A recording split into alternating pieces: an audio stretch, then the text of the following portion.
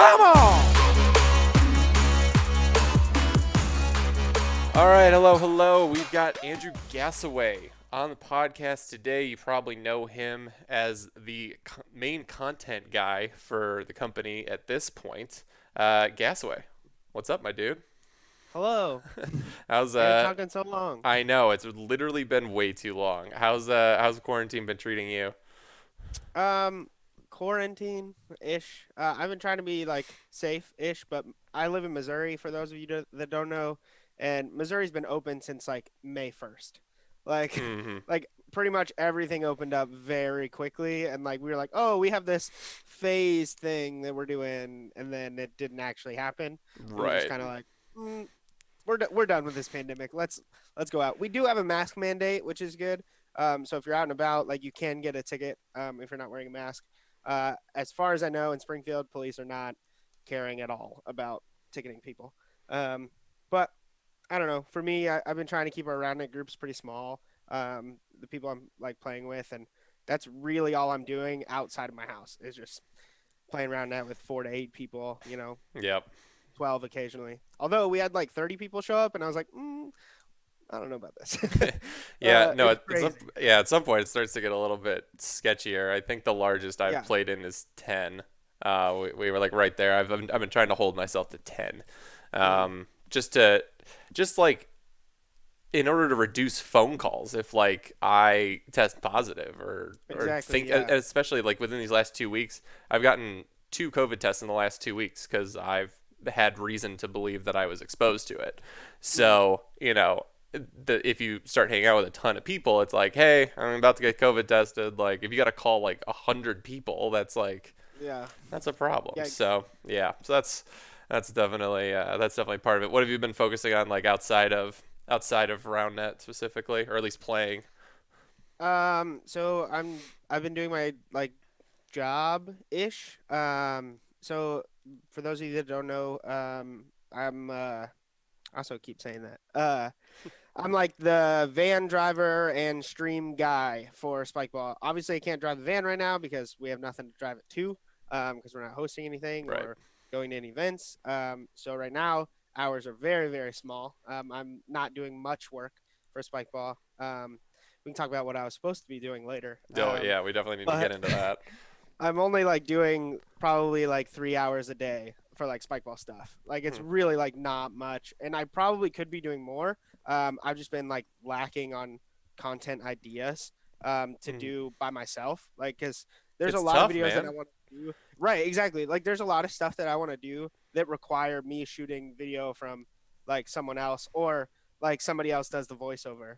Cause I don't think I have a great voice, so I'm not gonna be like the top 10 roundup moments of in history. I just don't have that voice. Like that's just not who I am. You got a So better I have to voice than you wait. probably think. And again, if no one else is gonna do it, you're the best voice for the job right now.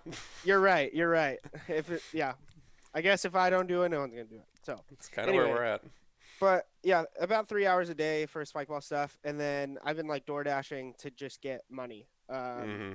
And borrowing my girlfriend's car. Just going to DoorDash is super easy. It's super simple. It'll be a little complicated at tax time, but that's okay. I mean, I'm already on like 1099 or contractor, Yep. whatever forms anyway. So I just have to keep track of mileage and stuff. But really, like, it's like working those 3 hours, door dashing when I can, hanging out with Nelly, playing Roundnet, and I've been super into Tetris. So I've been into Tetris for a long time. Hmm. Like, uh, no, a long time to me is like 2 years. Um, so I've been playing Tetris 99 on the Switch, and then I found out that there's a new modern Tetris game called Tetrio. Go check it out if you guys like Tetris. That's apparently the game like that modern Tetris players play, and that and J-Stress, but I don't play J-Stress. But Tetrio. Fun fact: today, as of today, I'm the 2041st best player in the world, which is cool. Jesus. In 2 years? Uh, well, I've been playing Tetrio for a week.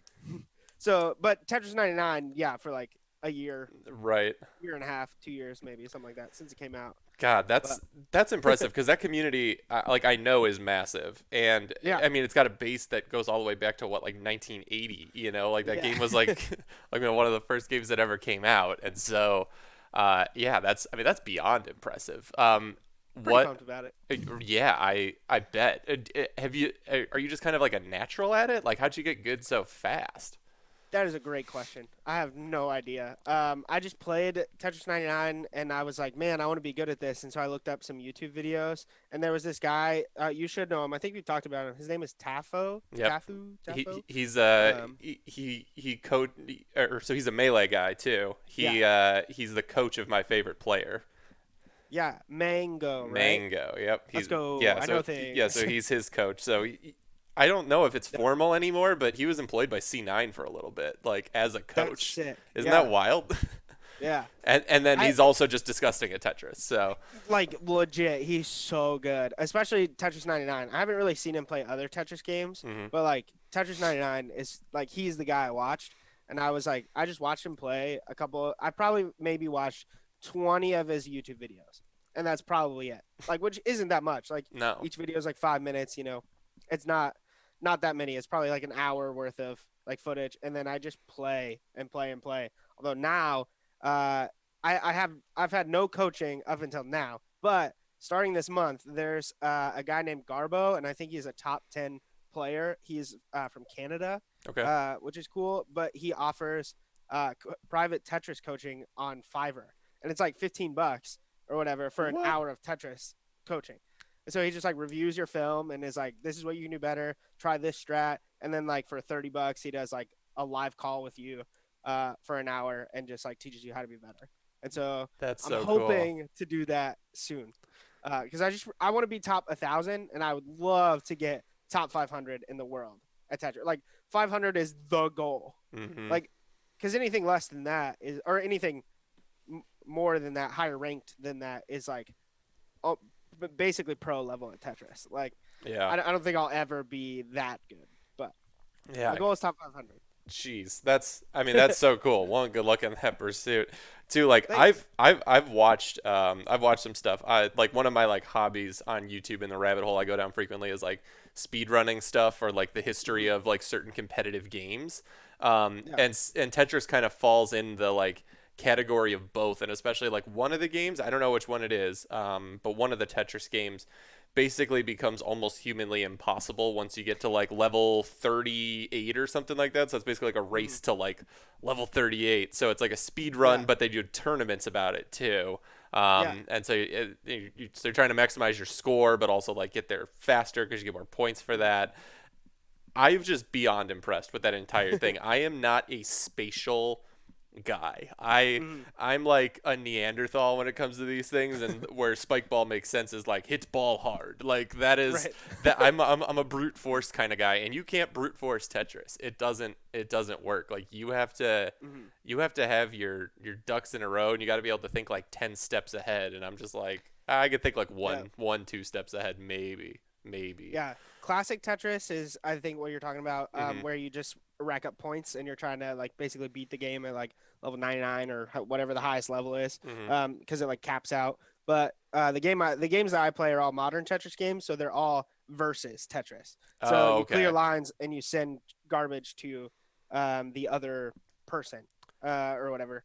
And so the one I play is 1v1. Tetrio is all 1v1. So Okay. Tetris 99 is 99 people, so it's battle royale. But Hmm. I'm doing 1v1, which is crazy because like I don't know, it's just crazy. You're just sending lines back and forth, and you don't necessarily have to be the most efficient in that game. Whereas like classic Tetris, like one misdrop, you're dead, like you're gone. But, like Hmm. modern Tetris, you can play like I'm putting down like 1.8 pieces per second, and then like the pros are putting out like 3.5 to 4 pieces per second, like on the board, which is mind blowing that they can do that. Like I can't even think that fast at all. Right, and like Uh, the inputs required for that just seem like it sounds like pretty yeah, high API with like actions yeah, per or APM, actions per minute. mhm, Like that's yep, wild. yeah. No, it's insane. Like what? So usually 1v1 games last anywhere from like, I mean, it can go from the fastest game is probably like 10 seconds because they're so fast at that. So they can probably knock someone out. A pro can knock me out in probably 10 seconds, probably. Jeez. But anywhere from that to like a minute and a half, 2 minutes, and you usually play like first to 3 games or first to 5 games. Oh, like a best The of odd numbers. series. Yeah. Interesting. Yeah, that's like That's the it, 1v1 part. yeah, it's like so traditional Tetris is, like all of your mistakes are like entirely on you, but with this versus mode, like you're throwing garbage at each other. So like you Yeah. have to be able to like play defense basically and Yep. like adapt to junk that just appears on your screen. I can't even Mhm. fathom that. Is it stressful? Yeah, it's weird. So like I don't know, maybe you can relate to this in Roundnet. I haven't really like felt that feeling. But in Tetris there's like we call it like Zen mode. I mean Zen mode's a practice Hmm. mode, but like in your brain, like you literally just go like I don't know, it's like autopilot. It just happens, and like you're in the zone and it's not as much like thinking this piece goes here, this piece goes there. It's all basically reaction and there's like kind of a flow and Yep.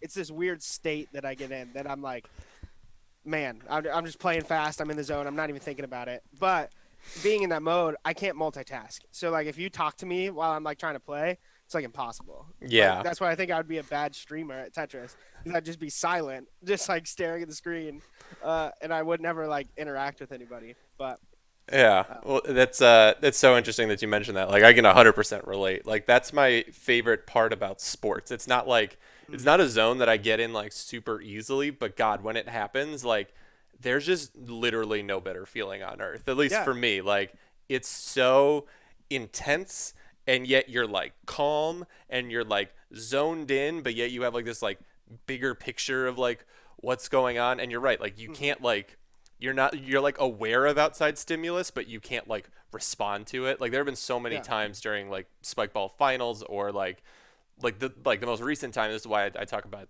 loving this match so much. The most recent time I felt this was when Skylar and I were playing Moctega at Nationals. hmm It just completely in the zone, and like we had, I don't know, like hundreds of people watching us, or at least 100 like watching us on that field, and like you're 100% aware of the fact that everyone's watching and you can hear hmm them and you're like you can understand the flow of it and the energy that they're putting into it, but it's like not impacting you. Like I don't know, it was so cool. It was like it's like you're yeah, performing but you're not. I don't know, yeah, it's like the coolest, it's the coolest feeling in the world. So that's cool that you're like finding that in Tetris. Like if yeah. you're eh, my recommendation to anyone, if you can find that feeling in something you do, just keep doing that thing. It's the coolest.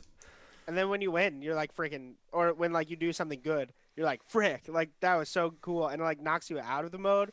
But then you're like, you're just so I don't know, you're just so happy. Like when I win a tough game where like they're attacking me the entire game, and Hmm. then I just like at the top like do a T spin at the top and just like send a bunch of lines to them, clear out my board and win the game. It's like, whoa, like then it pays off. Yeah, It's it's like sick. God, those hype moments. That's so cool. So like, what does that look like to you? Like, racing into like 500. Like realistically, what kind of work does that look like? How much time do you think something like that takes? So the only reason I think it's achievable for me is, and maybe I'm crazy, but literally 2 days ago, like I'm not joking, 2 days ago, what's today? Tuesday, Wednesday. So Hmm. Monday, at Monday before I started playing Monday night, um, I downloaded the game like a week ago, and then I started, and I was really bad because I didn't have like there's a certain like kind of like there's a point structure kind of thing to where like ones in one line and two line clears do no like almost no damage to your Hmm. opponent, but Tetrises, which are a 4 line clear, and T spins do like a ton of damage. So like really you have to focus on those and not focus on just having a clean board. Because if you have a clean board, no matter how fast you play, you can play 6 pieces per second, but like you're doing no damage to the other team or the other Right. person. So anyway, I had to adapt to the strategy, and 2 days ago it just kind of clicked. I think 3300th in the world, like 3,300 2 days ago, and then Monday night I was like, okay, let's get on. Like I'll play a few games and then go to bed. I started at like 9:30 p.m. probably, and then I didn't stop winning until 6 a.m. Like I just kept going. Jesus. Like talk about like the zone. It was crazy. And so I just been because it just clicked. I was like, okay, I changed how I played.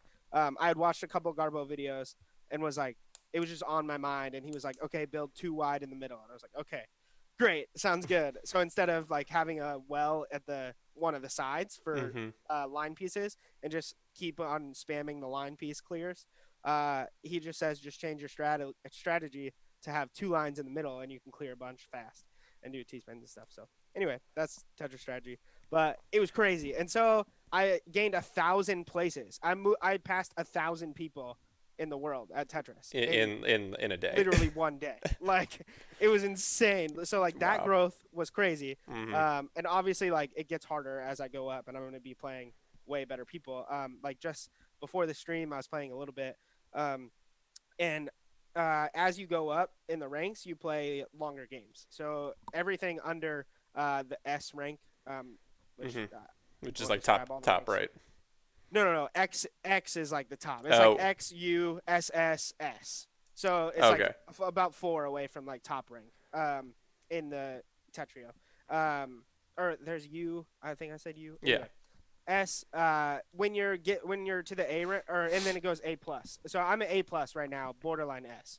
And so the S rank plays best of 5, and I didn't even notice it. And so the guy like it was 2-2, and so I thought that was like the final game. Like I thought he was about to like if he wins that game, he wins. Then he won the third game, and then it started the next game, and I was like, oh wait, crap, this is first to 5. Like I gotta play. But I also don't know where I was going with that. What are we talking about? I mean just disgusting Oh, Tetris how stuff. fast? How Yeah. fast I think I can get to 500. The only reason I think it's possible is because of that growth. And since Monday, every game I played almost, like I've maybe, like my win-loss record is probably like 20, like 3. Like Wow. it's crazy. It's just like clicking and I'm in the zone every time I play. Like when does that ever happen? Never. But it's happening right now. And so, and that's without coaching. And so I think with coaching, I think I can get to top 500 by hopefully by the new year. Like that'd be great. I mean, at this rate though, it'll happen next month. Uh, Right.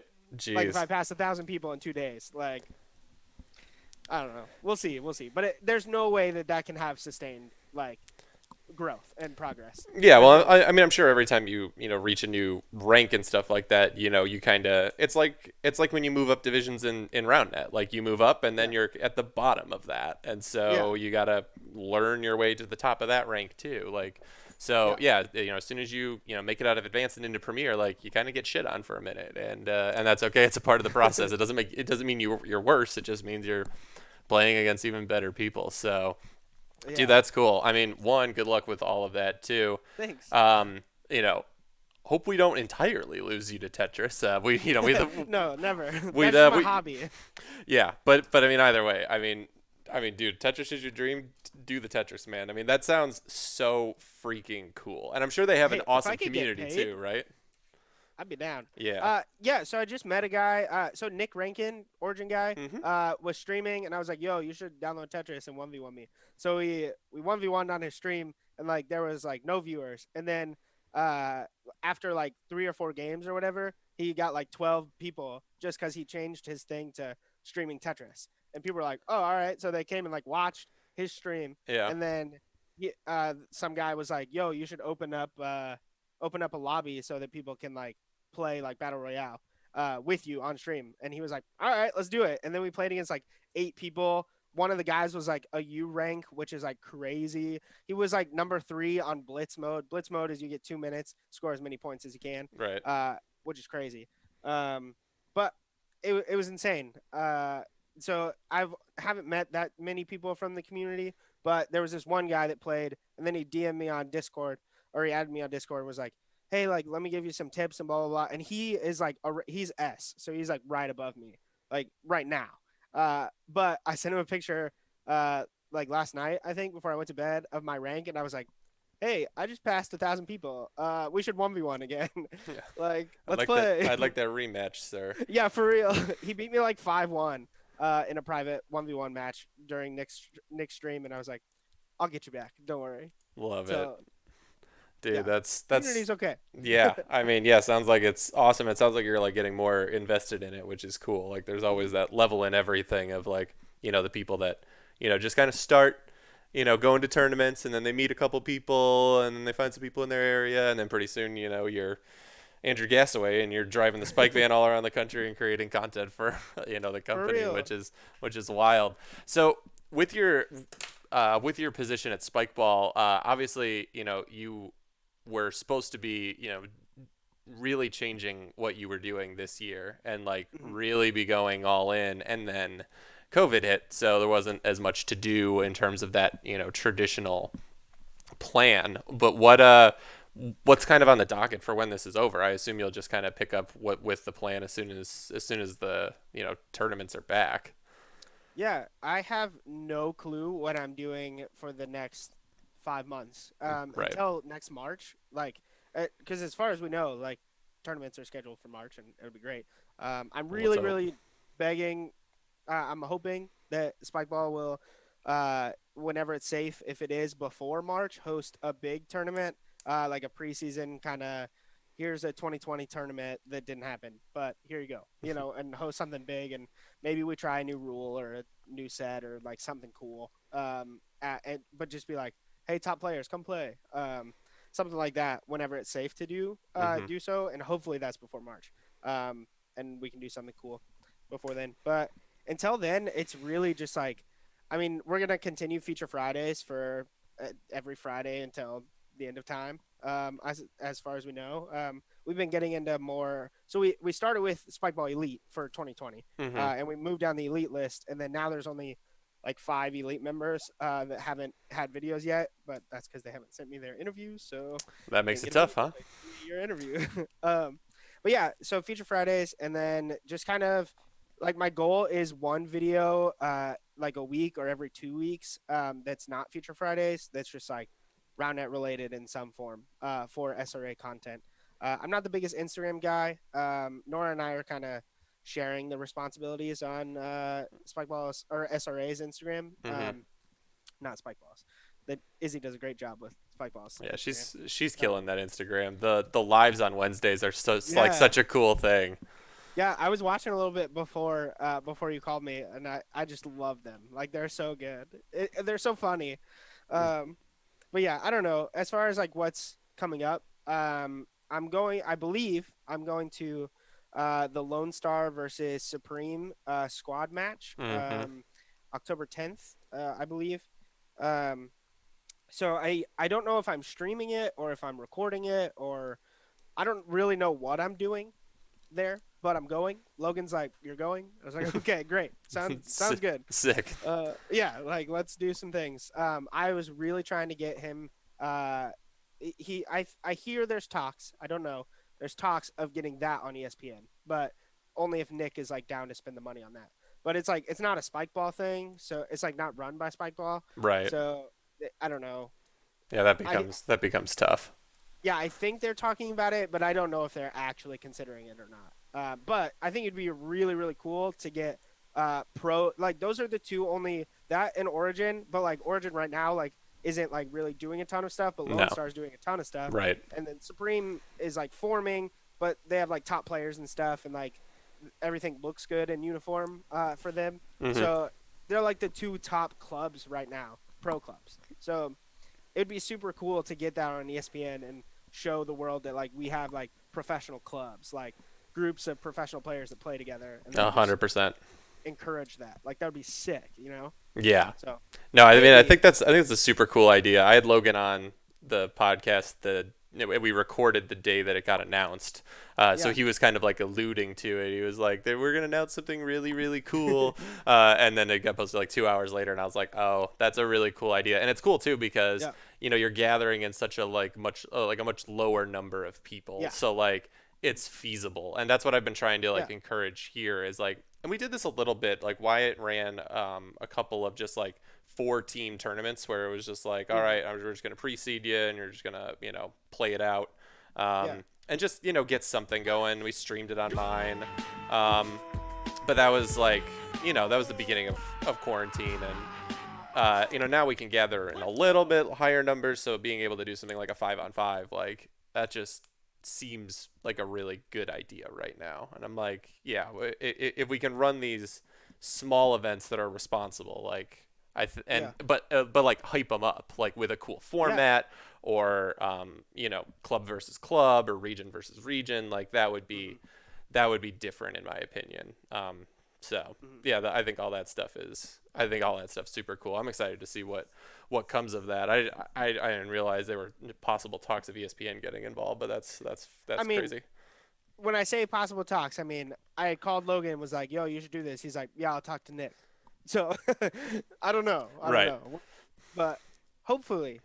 right, for sure. So now, so once tournaments come back, what's your like planned role going to be looking like? Content wise and tournament streaming wise. Mhm. What's kind of on the future precipice here?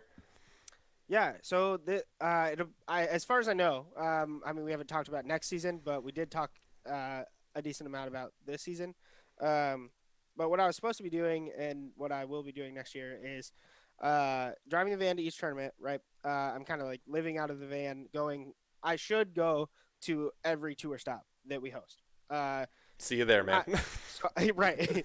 I think I'll be going to every tournament, even if the van doesn't go. Like it wasn't gonna go to Seattle. Hmm. So like I'd just fly, I guess, to Seattle. But go to every single tour stop, and then the idea is either stream or produce content from each tournament. So the idea this year was to stream every tournament. But lately, I don't know if you've ever seen Joe Mess Pro Disc Golf, big No. YouTube channel.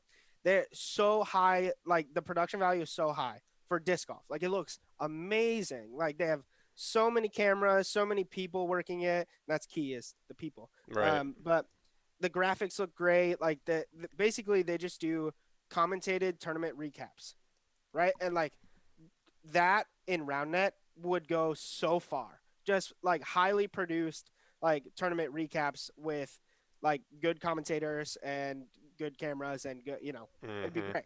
Like it's ideal. I think that the audience that would watch that and we would get a lot more numbers watching a non-live thing compared to live streaming right now because right now our record is 600 people. It's like 650 people, or it was like 630 for Right. national. Um, and we were really excited about that, but it's not like those numbers necessarily aren't like saying like, oh, we should pour, tens of thousands of dollars into just streaming. Right. But if we can make cool things, if we also, my idea is eventually to get streaming and recording both, like do both, Hmm. and it's great. You hit both things. But for now, with the amount of people that we have, the amount of people that they can physically pay to do this right now without hiring a production company for every single tournament, Hmm. which would be insane right now because tournaments aren't making money. Once they do, then sure. But as of right now, they're really only paying me to do this, and I'm one guy. And in Michigan, I went to the Bang Livonia tournament, and I tried to record and stream at the same time. Doesn't work. I can't do both by myself. Like it's just No. it's impossible. It's too much work for one person, and not good that good at time management. So yeah, the idea is Monday drive to the tournament. Saying we're going to Atlanta. Get there. I prepare everything. Tuesday through Thursday, and then Friday is at on site preparing everything. I'm painting all the lines, setting up for the tournament, setting up that featured court, maybe two featured courts. We'll see. Something like that with like sponsor banners and stuff. And then Saturday, run the stream or film all day. And then Saturday night, edit the content. Sunday, edit the content. Monday, leave for the new city. And basically, that's the entire season. Kind of just doing that. Like, my goal was to have, every match that I record, which my goal is quarterfinals and on. Every match is recorded and posted to our YouTube, Right. ideally with the scoreboard and commentators if we can get them. But if we can't get them, then that's fine because that's a lot of commentating work to do in between each week. So maybe if I can gather a good like chunk of commentators, so it's not just like Sean and Dylan, or like Right. Sean and Grayson, or Dylan and Grayson. Like, so it's not just those couple people. If we can like get more, um, then we can split like the workload and stuff, and it'd be great. But we'll see. Maybe tournament recap video every week, just so people know like what is happening in the pro division of our sport, or like the highest premier division, I guess. Pro at some events. Yeah. Well, I think all of that is just really smart. And it's interesting that you talk about this higher produced content because I think that that's ultimately the goal. But like you said, it's a lot more work once you have to, Yep. really, record all of that stuff. Like you have to have a bank of recording all of those matches, and then you gotta Mm-hmm. piece them together and tell the arc story of the day, and Yep. then you got to make it look pretty, which takes a lot of time. Um, I think that's definitely the ultimate goal. But I think what you're smart to recognize too is that the streaming aspect and recording all of the games and just having the footage is what allows you to do that in the first place. And that was Mm-hmm. always kind of my point. Like in Smash, they have one stream, sometimes two streams, and so a lot of matches don't get streamed, but they try to stream all the good ones. And because there's 8 hours of streaming on two channels a day, you have enough of a base to then like go back and tell the arc of it later. Or what's even better is that like once you have all of that really high quality footage, there are a ton of people in the Smash community that take that footage from the tournaments and then create the arc of a story, and they tell the story of Mango's run through this, and Mm-hmm. they didn't even have to do create any of the content, but they're going and finding all the hype moments and putting it Yeah. all in context and doing it themselves. And so I think like that mass capturing of all of these games is so so so important. And like Mm-hmm. if you're going to be capturing these games, why wouldn't you live stream it too? Like why like there's Yeah. just like it's just an opportunity on the table to be like, hey, pay attention while this is actually happening live, because we want to be growing a base that's going to want to watch this live when it's happening. Like we want Right. like a football fan to be like, oh, no, it's Sunday, I got to watch all the games, and they put on their TV and put on their jersey and watch. Like we want the same kind of feel eventually Mm-hmm. too. um, so that's so cool. But I like the idea of focusing on some higher produced content too. And that's been impressive even just from the community. This off season. I mean, I know you've been a part of it. You were part of Spike House. Um, but there have been tons of people that have also just stepped up and done stuff. Like, Yeah. what has seeing that been like for you anyway? Um, HDR is killing it. Really everybody who's making content is killing it because you're just doing it and it exists. Right. Like that's the first step. We've complained about content in the past and how it doesn't exist, and now people are like stepping up and doing it. So just if you're out there and you're creating content, thank you. You're you're making it easy on me because I don't have to be the only one doing it. Not that I have made any more content than anyone else, but so at the Spike House, it was pretty sick. It, one, I kind of want to talk about that as well beforehand. But the Spike House, for those of you that don't know, a bunch of us gathered in Utah, slept in Taylor Stanford's basement for a month. Um, it was during COVID, and we ish tried to be careful. It wasn't the most careful. Anyway, content. So basically, like there was a lot of stuff that I wanted to do at the Spike House, but it was kind of crazy having two like Roundnet content creators in the same house. So Hmm. basically, what ended up happening was I just helped Preston Ryder with whatever they wanted to make, and I was like, all right, this is gonna be an HDR thing and less an SRA thing. Like I don't need to focus on like doing SRA stuff if they're gonna cover a bunch of stuff anyway. So I was just like, yo, Preston Ryder, let me help you. Like whatever you need, I'll do. Whatever, like basically. And it was great. I think a lot of like cool, unique content came out of it, and unfortunately, like we didn't have like very good streaming capabilities because Salt Lake City internet was trash and blah blah blah. Lots Yeah. of problems were encountered, and we also only had like a week and a half to plan the entire month.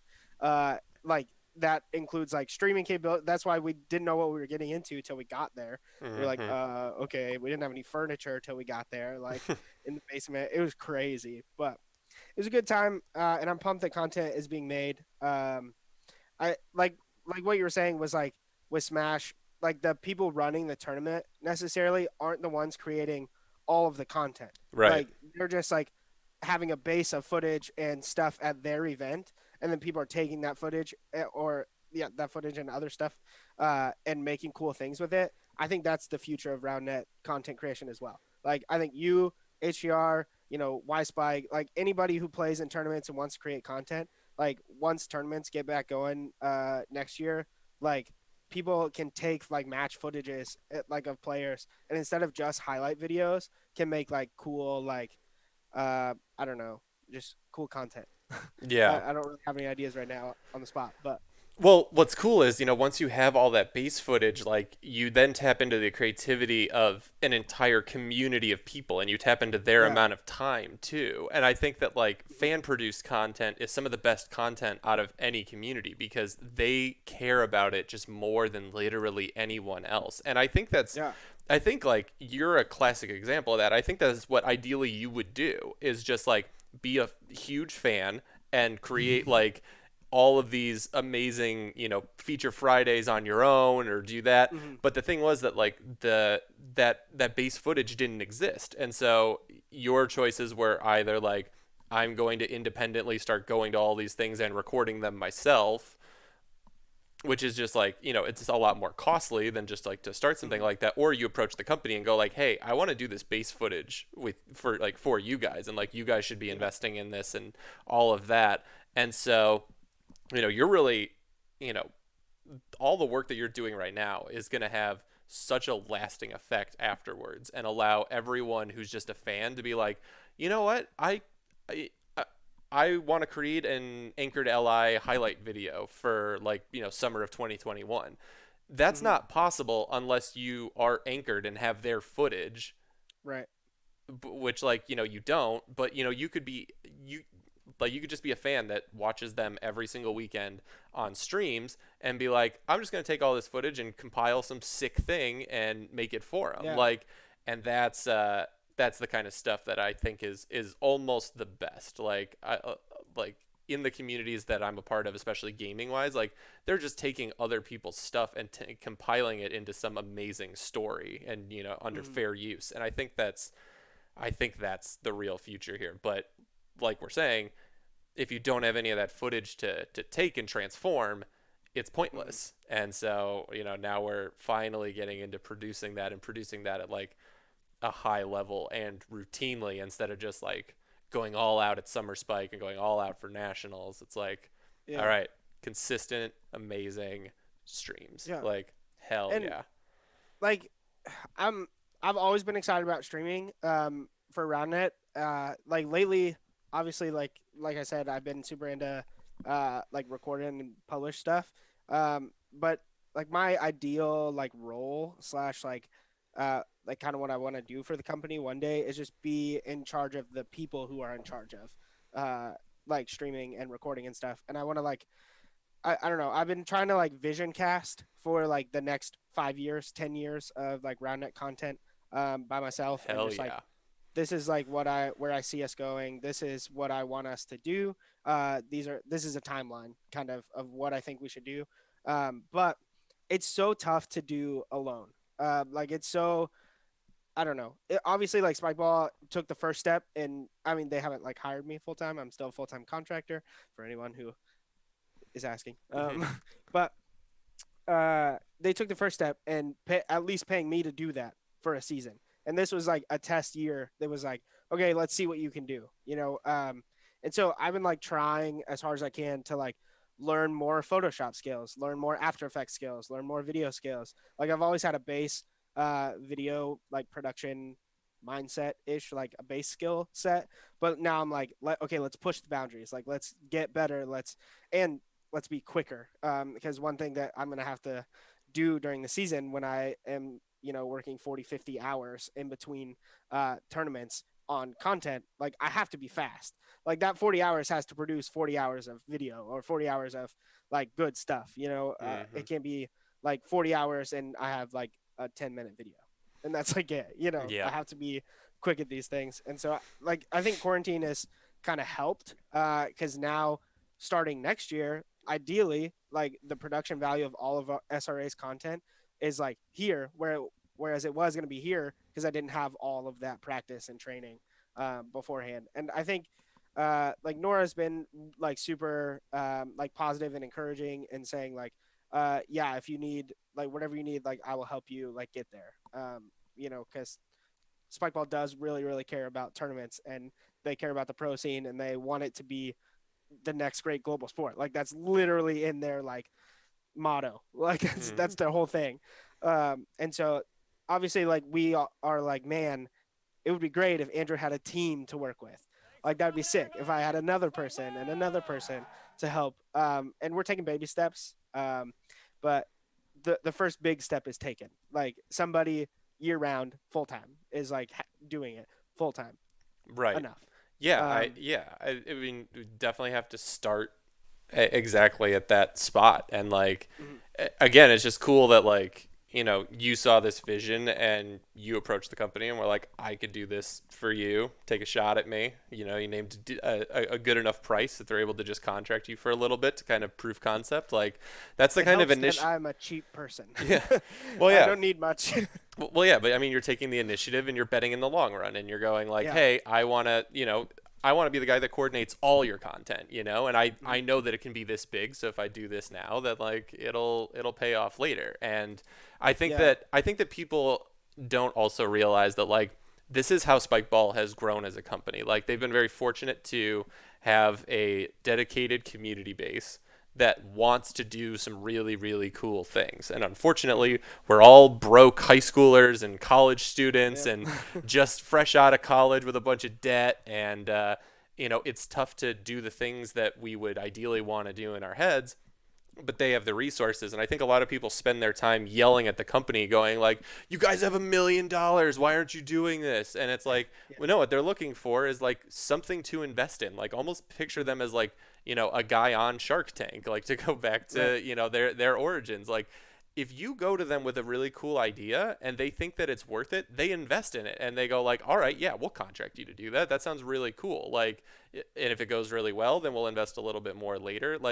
I just want people to know that like you created your role for you. Like Spikeball didn't post on their Facebook group or on, you know, like Monster or what's the LinkedIn and LinkedIn, right? stuff. Like, yeah, Yeah. they didn't say like, "Hey, we're looking for this." Like, you said, "Hey, this would be really cool if we did this. This is my vision for it," and you sold them on it, Yeah. and then you get to do it. And I think like everybody gets to do that. And there've been so many examples of this over time. Like even I mean, if you go all the way back to the inception of it, like that's how Skylar got his job. Skylar loved Mhm. Spikeball, went to Chris Reuter and said like, "Hey, I have a background in PE. I think this should be in PE classes, and I'd like to sell this to PE teachers." And Chris Reuter, he talked Chris Reuter into it and did a couple of trade shows preliminarily to like get this in front of PE teachers, and Skylar sold it. And now like he runs this whole thing nationally where he tells a bunch of people to go out and sell to PE Yeah. teachers and go into schools and train. And that's like literally what you're doing right now is the first step in competitive content creation. And Mhm. so yeah, just to anyone that says, you know, Spikeball doesn't invest enough, like they do. They're just investing in like people and ideas that are coming to them with an option. Like they don't want Mhm. to become a production house. You know what I mean? Yeah. Like that's why they, you know, that's why they didn't. That's why they partnered with ESPN, or that's why, you know, they'll spend, you know, a couple $1,000s to get some camera equipment, and then they want some people to prove that this will work. Like they don't want to hire Mhm. someone for, you know, $60,000 a year to coordinate this. Like Yeah.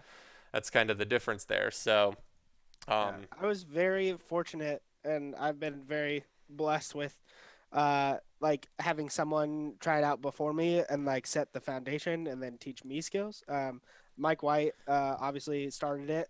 He got mhm. the ball rolling and was like he got a budget approved of $1,000, $2,000 for the equipment that we have. And then I got this laptop approved because he was like, yeah, I think we need a better laptop. Which is And true. then we got a sick laptop, which is cool. But yeah, I a lot of people ask me like how I got involved with Spikeball, like how I got to be where I am, got to do what I do, and basically, uh, like you said, like for those looking for ways to get in either with the company or in any job that you're looking for, like you have to take the first step. Like they're not going to take the first step towards you. Like that, the world doesn't revolve around you. It doesn't revolve around me. And so basically what I did, I just went to every tournament as early as I could. And so usually that ended up being like 5 or 6 a.m. To help with like tournament setup and stuff. Cause back in 2014, 15, we were all the pros, the best players were setting up the nets That's at the true. tournament. And that was like silly. So I Yep. was like, I'll just go early and help them set up because they don't have very many volunteers to like help them. And so eventually, like I would work with Nora every tournament, and I like eventually, like I didn't get paid for the longest time. I don't think I got paid until the Spike Fan was a thing. Like I think my first like paid thing outside of teaching PE classes, was like driving the Spike Fan, and then like eventually it came to be like almost every tournament that I went to, I would get paid if I went to help set up. And so I would always go help set up, and then I would always pester Mike and be like, man, streaming needs to be better. Like it needs to be awesome. Like we just need to have a stream. Like let me help. Like let me do whatever you want me to do because I'm at the tournament already. Like Right. I'll be your camera guy. I'll hold our little tiny GoPro gimbal with a cord attached to it. And walk around and look really dumb because it's a low production setup. But I will do that for free just so that we can have like streaming and make it happen. And I did that for a year, 2 years. And then Mike was like, oh, I'm like doing this Amazon stuff. Do you want to like take over for me? And I was like, of course I want to take over for you. Like I would love to make this, like happen.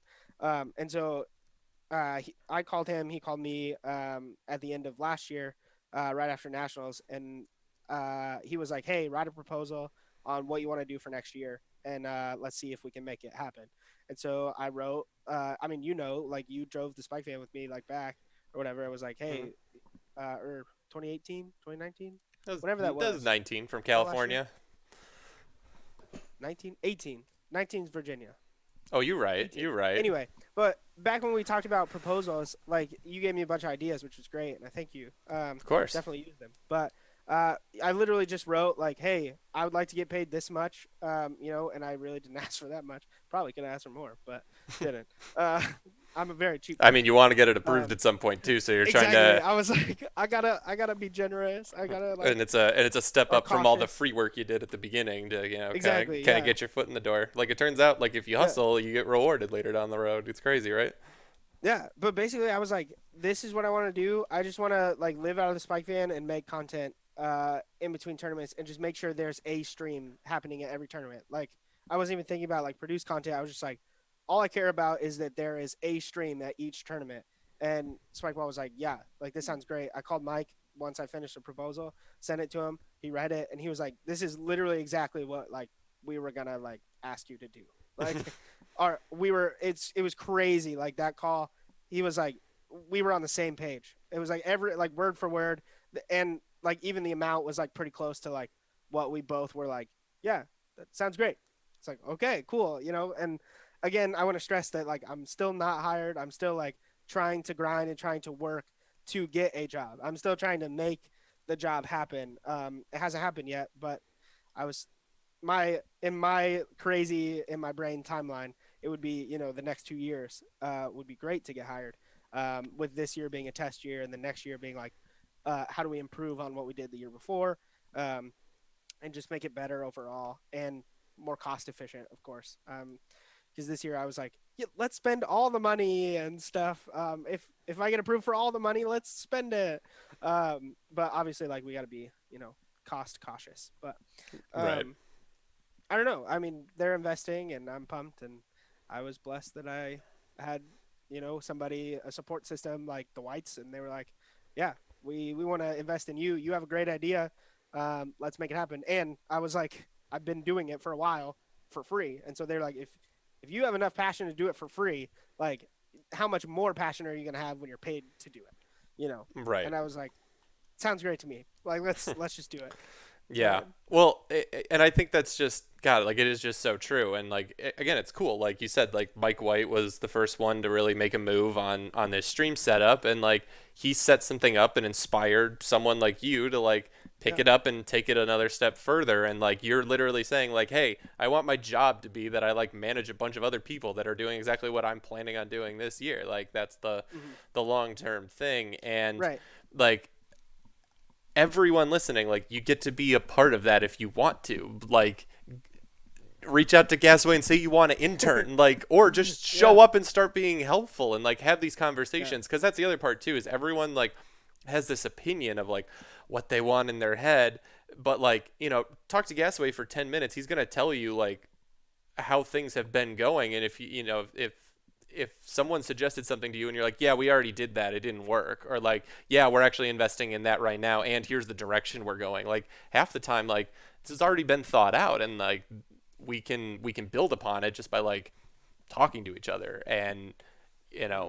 getting more invested in stuff. I'm sure you learned so much from just like helping Mike White out at these events, and Yeah. then it pushed your what you knew of was capable and the limitations that you knew that were on streaming capabilities, and then you tried to find solutions to those. And I think that people just don't understand that like it's actually really difficult to produce content, especially when you're not indoors and you can't control a Yeah. lot of that stuff. Like it's hard to control what your internet connection is going to be like on a mobile stream. Like Yeah. I have done so much research on this stuff and it is annoying. Like, Well, it's just and, really expensive and to it's get costly. Yeah. reliability.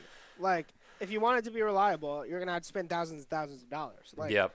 Yeah. I was looking like at, we're doing the best with what we have, but yeah, like yeah. I was looking at, God, what do they call them? The like hot packs or something packs. But it's this, Jetpacks it wasn't called a or an jetpack. upgrade from a jetpack, because I, what we use is the jetpack, but it's just a mobile hotspot. Right. No. Uh, Well. So there's another one. It's basically like these mobile streamers that are like building, as professional of kits as you can, and a lot of them involve having like it's this giant device that's like a giant jetpack, but you put like you can put multiple SIM cards in it. And the idea oh, is that like you have a phone contract with Verizon and Sprint and AT&T and this, and the device will pick like which one has the best signal, and it'll like gotcha. Yeah. seamlessly switch between these things so that no matter where you go in the country, your signal's good. Like I Hmm. I'm sure as you've gone around streaming, you've realized that like certain parks that we're at are just better with they have Verizon, right? Spikeball? Yep. Hmm. Like some of them are like really good and you're like, wow, this thing's really holding up, like this is great, you're in some Verizon 4G hotspot and everything's great. Hmm. And then you try to go to and do it on the beach in California, and you're right at the Or in edge of Lancaster, Pennsylvania. right, like yeah, like you're right at the edge of something, or you're in the middle of farmland, and Yeah. things are just worse. Like there are parts of southern Illinois that like you have to have Sprint's the only one that covers it, or like Hmm. you have to have AT&T in certain parts, like just because that's the only one that covers it. And so it's this Yeah. idea that like if you want that level of consistency on a mobile stream, like what, now you got to have 3 phone contracts. Like I just don't think people understand like how expensive it is to Hmm. actually have that stuff. And like ESPN's cameras are $10,000 each, and their ability to broadcast that is probably hundreds of thousands of dollars out of a van. Like it's Hmm. it's really expensive to try and replicate these things, and I was there are so problems you got to solve. this year, a lot of our fields or facilities, I'm thinking of Columbus specifically, Hmm. have these huge like production rooms. They like supposedly what I hear, I was supposed to be able to use at Columbus What? to hardwire in for internet. So it's like I think the easiest way around, obviously, internet issues is just find places with on-site private access to Right. internet and just plug in. And so I was really excited for a couple of the fields that we had this year because we wouldn't even have to use our hotspot. We can just use the field's internet, and that's like in our contract with the field that we're like Yeah. renting out or whatever. Like Nationals, we if we had a long enough cord, could have plugged directly in, but our reception was good enough that we were like, we don't need it. it's fine. Oh, that's so So cool. I had no idea that Nationals this mhm, last year even had that capability. But yeah, like I mean it is wild the difference that you get when you hardline into, traditional internet as opposed to, mhm. trying to go over the air here. And like I mean, I own a 100-foot Ethernet cord so that when I travel I can like, hook into, the Wi-Fi in an Airbnb I'm staying at or something and set up where I Yeah. want to. And I run one up from my office up here where I'm streaming down to my basement when I do those streams. Um, Mhm. like yeah, it's just things like that you don't even realize are very difficult. Like now you have to have some like very specific cord that like is a bazillion feet long and you got Right. to run it there. And that's why I don't think people are saying they're like, oh no, you just like point and shoot. Like no, but like broadcasting is the opposite of point and shoot. Like this isn't going to Yeah. your iPhone, this is going out to the world. It is very Yeah. different. That's why we had so many issues last year. Yeah. Like really, most of our issues. I mean, we had a bad laptop. They would crash a lot, which is unfortunate. But really, it was all internet issues. Like that was like our biggest issue last year. And that's like something that's like been one of my insecurities is like, oh man, if we're gonna like, I had a bad time last year with internet issues. Hopefully they'll be resolved this year. I was pretty excited about it though. I think our internet issues were gonna be a lot less of an issue this year, but in the future, like I'm looking for, if anyone knows, I'm looking for a permanent solution. Like Right. either a mobile. I've heard there's mobile cell towers, like stuff like that, that thousands and thousands of dollars, like you Hmm. just take with you, and it's like a way stronger connection. But or like you said, like each like phone company, a device that can connect on multiple networks, stuff like that. But Yeah, I mean I those don't know. mobile We'll networks see. are cool. I don't even know how you get them. I don't even know if they're like privately available. But that happened the first time they did Pokemon Uh, Go Fest in oh Chicago. yeah. It Mhm. millions of people showed up and everyone's trying to play this, virtual reality game. So it's just really hard on the networks. And the game was Yeah. new, and so day one everything was crashing. And so Nintendo brought in or Niantic, I think. Yeah. I don't know, whoever was hosting it brought in Mhm. like a bunch of extra like mobile Sprint cell phone towers and just like Yeah. spread them around. Like it'd be cool if Spikeball was able to own that, but then people also have to understand like that's a massive investment. Like we're Yeah. and all they're asking is like, hey Gasway, prove that it's worth owning this in a year. You know what I mean? Like Right. do But like something. 600 people watching for free, like, is not gonna do it. Like, Yeah, that's not it. But I mean, it's a step for sure. Like, we're super excited for the step of going from like 100 regular viewers to 600 for like 45 minutes to an hour. Like, that was sick. yeah, Like, consistent 600 people. But like, how it's kind of tough to like judge the limit of or the minimum number of when is it worth it? Like, when is it worth it to invest this amount of money? Uh, when is it not? Or is this money too much for 600 people? Is this right. too little? Blah blah blah. And that's me being really bad at money. I'm always afraid to ask Spikeball for things, but they've always been like, this laptop that I bought was like $3,000, and I was like, there's no way they're gonna approve this. Like $3,000 for a That's laptop what you for need though. streaming and content. I was like, there's no way they'll approve it. And then they were like, yeah, sure. I was like, Are you all right, are let's you go. do you get like a Alienware laptop or like what do you wind up with? It's a Asus ZenBook Pro Duo. So it's Oh, those the things are Gen sick. 1. It has two screens. For people that don't know, it moves. They move the keyboard down, so it's a really small keyboard. But it's a 4K touchscreen on the keyboard. Yep. Like, so, there's literally two displays. And so what I've been like playing around with is having OBS on the bottom screen, a program window on the main screen, like big, and then I don't know. You can obviously attach a third monitor and have another whatever. I can have the Twitch chat or whatever, or Twitch OBS on the main screen, Twitch chat on the bottom screen, Hmm. stuff like that. It's just been really awesome having. And then when I video edit or photo edit, I have my timeline on the bottom screen, and my production stuff on the top. God, It's just been that's a dream. it's been a great machine to work with. Unfortunately, they dropped this is the Gen 1. They dropped Gen 2 like a couple months after we bought this. And I was like, you're Yeah, joking. I know. Like, There's a, if I waited a couple months, but I couldn't because we bought it in March, right? For the season. right. Uh, to start, we bought it like 3 weeks before San Francisco. Um, and I was like, 3 weeks is enough to like get everything like set up for at least the first tournament. Um, and so on. And then I think in June is when, or maybe May. I think it was June. Gen 2 drops, and it's like Mm-hmm. $700 more. So like we could like trade this in and like go like spend $700 more on the next one, but it's like probably not worth it. But yeah, I don't know. Streaming costs a lot of money. It Yeah. really does. Well, But Spikeball wants to invest.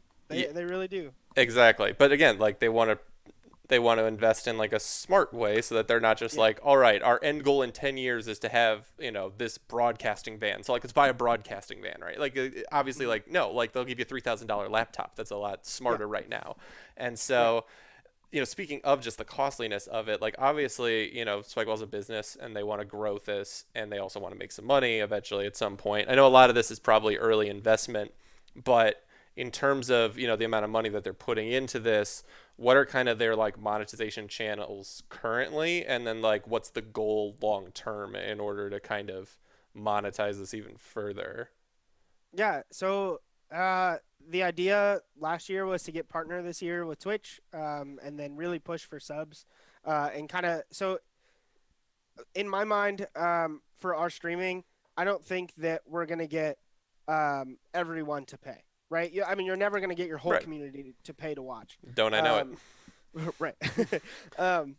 But I figure if we at least like make it worth it to subscribe to us, like if we like put out some cool like rewards for tier one, tier two subs, and then you know make something like stupid cool, like a free limited edition set every year for tier three sub or whatever. So it's like $30 limited edition set, like that's sick, something like that. But Mm-hmm. the goal, at least for streaming side, to make money is we're streaming 3 or 4 times a week. So most of the weekends this last year, on this last year's schedule for 2020, uh, we would be streaming Friday night for like a preview, Saturday for the tournament, and Sunday for either co-ed or worlds qualifiers. So Mm-hmm. like that's 3 times, and then maybe we do like a podcasty thing in the middle of the week. I'm in the van. I can whatever city I go to, I can like have like something similar to this, but like a pretty short, hour long, maybe 30 minutes, just a little podcast thing. So it's like 4 times a week that we're streaming, and then obviously grow from there. But offer rewards, donations if people want, whatever. But our goal, like, we never want people to pay us for something that's not worth it. Like we want to make it worth it for people to pay us, because it's a big company. Like they are fine if we don't need. Whereas like you, I would encourage everybody to sub to you because Oh, thanks you're for the trying to free make. plug. I appreciate it. Yeah, like you're like trying to make a living off of content creation specifically, and you don't have a big business backing you.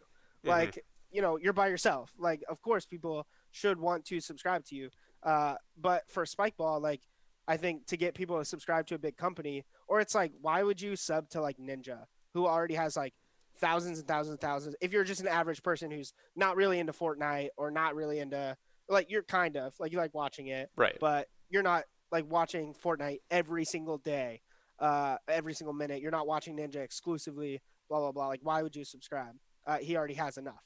But Spikeball, like, I don't know, it would be really cool to make like a package, like a membership kind of thing package. So if you sub to our Twitch channel, here's some free stickers, car decal, maybe like a free ball. Like we did the holiday balls. Maybe you get a holiday bundle or whatever at like Mm-hmm. Christmas if you're like a tier one sub, and then tier two you get like big discounts on pro sets and stuff like that, and other apparel, maybe some free stuff, maybe a subscriber shirt or something. I don't know, something Mm-hmm. cool, or maybe SRA shirt. Uh, I'm not wearing one. I thought I was wearing an SRA shirt under.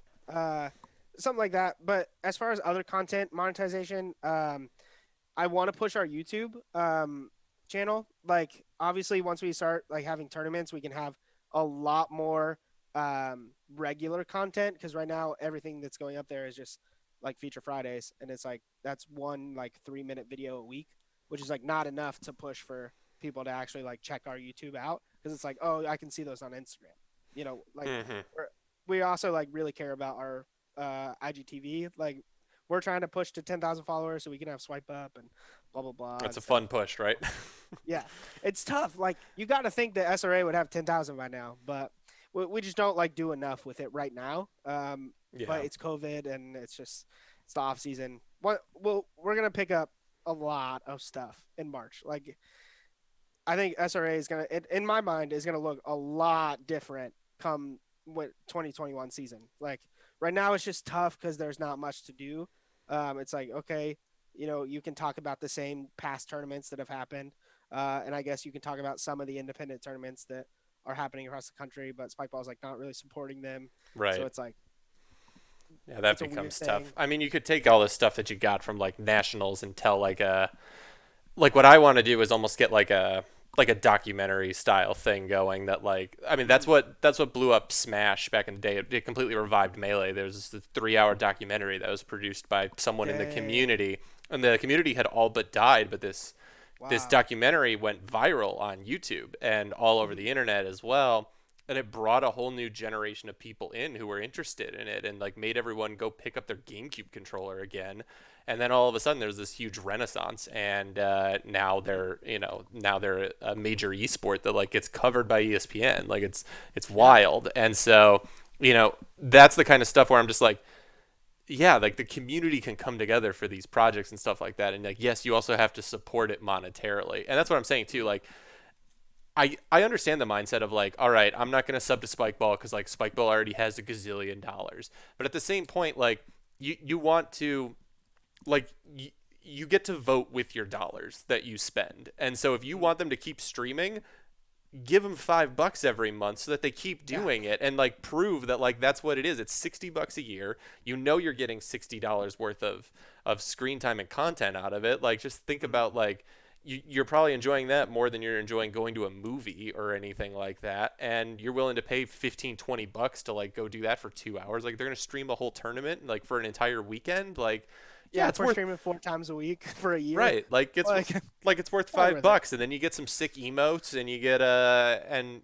maybe after 12 months you get a reward of a holiday pack at Christmas or whatever. Like that's Yeah. the kind of stuff that I think is really cool, and I do think you do have to incentivize people a little bit like that. I'm kind of brainstorming that on my end to kind of figure out like Mhm. what I want to do with my growth and stuff like that. But yeah, like like vote with your money for what you want to see. Like all these content producers, like it's costly. Like Gaz was just saying, it's costly to produce content, and especially things that are recurring. Like if it's a tier one, recurring $5 a month, like that you can probably count on that for a little bit, and it pushes you towards like I could do this full time, and I could make even Mhm. better content, and I could make more content. Like you kind of have to invest early in the stuff that you really want to see, and it's a cool new model that's just kind of coming out there, and it's cool that you guys want to push it that way. And like I'm sure right now you're pretty much just monetized in terms of like your YouTube channels and stuff like that. Like Spikeballs, like I'm sure Spikeball's YouTube is running ads. I'm sure the SRA Mhm. is running ads. Um, So SRA actually, fun fact, SRA YouTube is not making any money. We have all the watch time. We have so many hours, like way over the minimum amount of hours. But we don't have the subscribers. We we have like 700 subscribers on SRA's YouTube, is that and not that's enough it. to monetize? I thought you only needed a It's a hundred. thousand. Oh, you need a Mm-mm. thousand. I thought it was Yep. 100.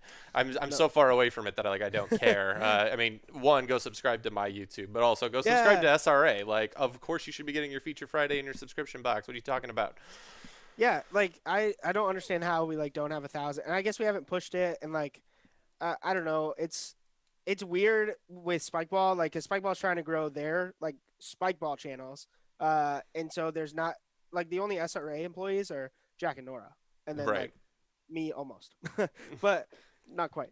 Um, so like they don't really push like the SRA YouTube channel, so I'm hoping that when the season comes up, like we're pushing that because I think that YouTube ad revenue, if we're uploading every game that is played at our like top level, Right. and ideally, the play is good enough to attract viewers. Yeah. Hopefully, Well, um, I mean, that's what's gonna do it. That's what's gonna push people to subscribe. If you have yeah, archives of highly produced matches on yeah, there, and you put them exactly, all in playlists and make it easily searchable, like there are yeah, so many channels that do that in Smash and stuff like that, and I'm subscribed to all of them, and it's mhm, so that I know where to go when when they host a tournament and then they put all the VODs up later, like that's where I go to go find that match and watch it again, or the one I missed, or whatever. And so that's I I think that's what's gonna push it there for sure. But in the meantime, like go support it anyway. Like go support it right now. You Yeah. know,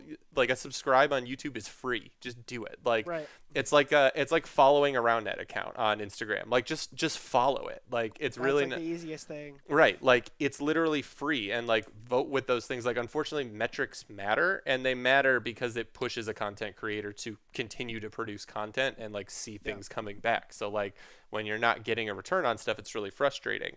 A la my TikTok right now. I'm so frustrated with TikTok. I can't figure it I out. didn't know you had a TikTok. I'm on it now. I'm after so Spikeball posted that rally from Lancaster 2018 with like Dylan and I First game, and yeah. and Preston and Jarrett, and it just organically got 22 million views in a week, and Right. so I was like, all right, fine. I guess I have to cash in on this.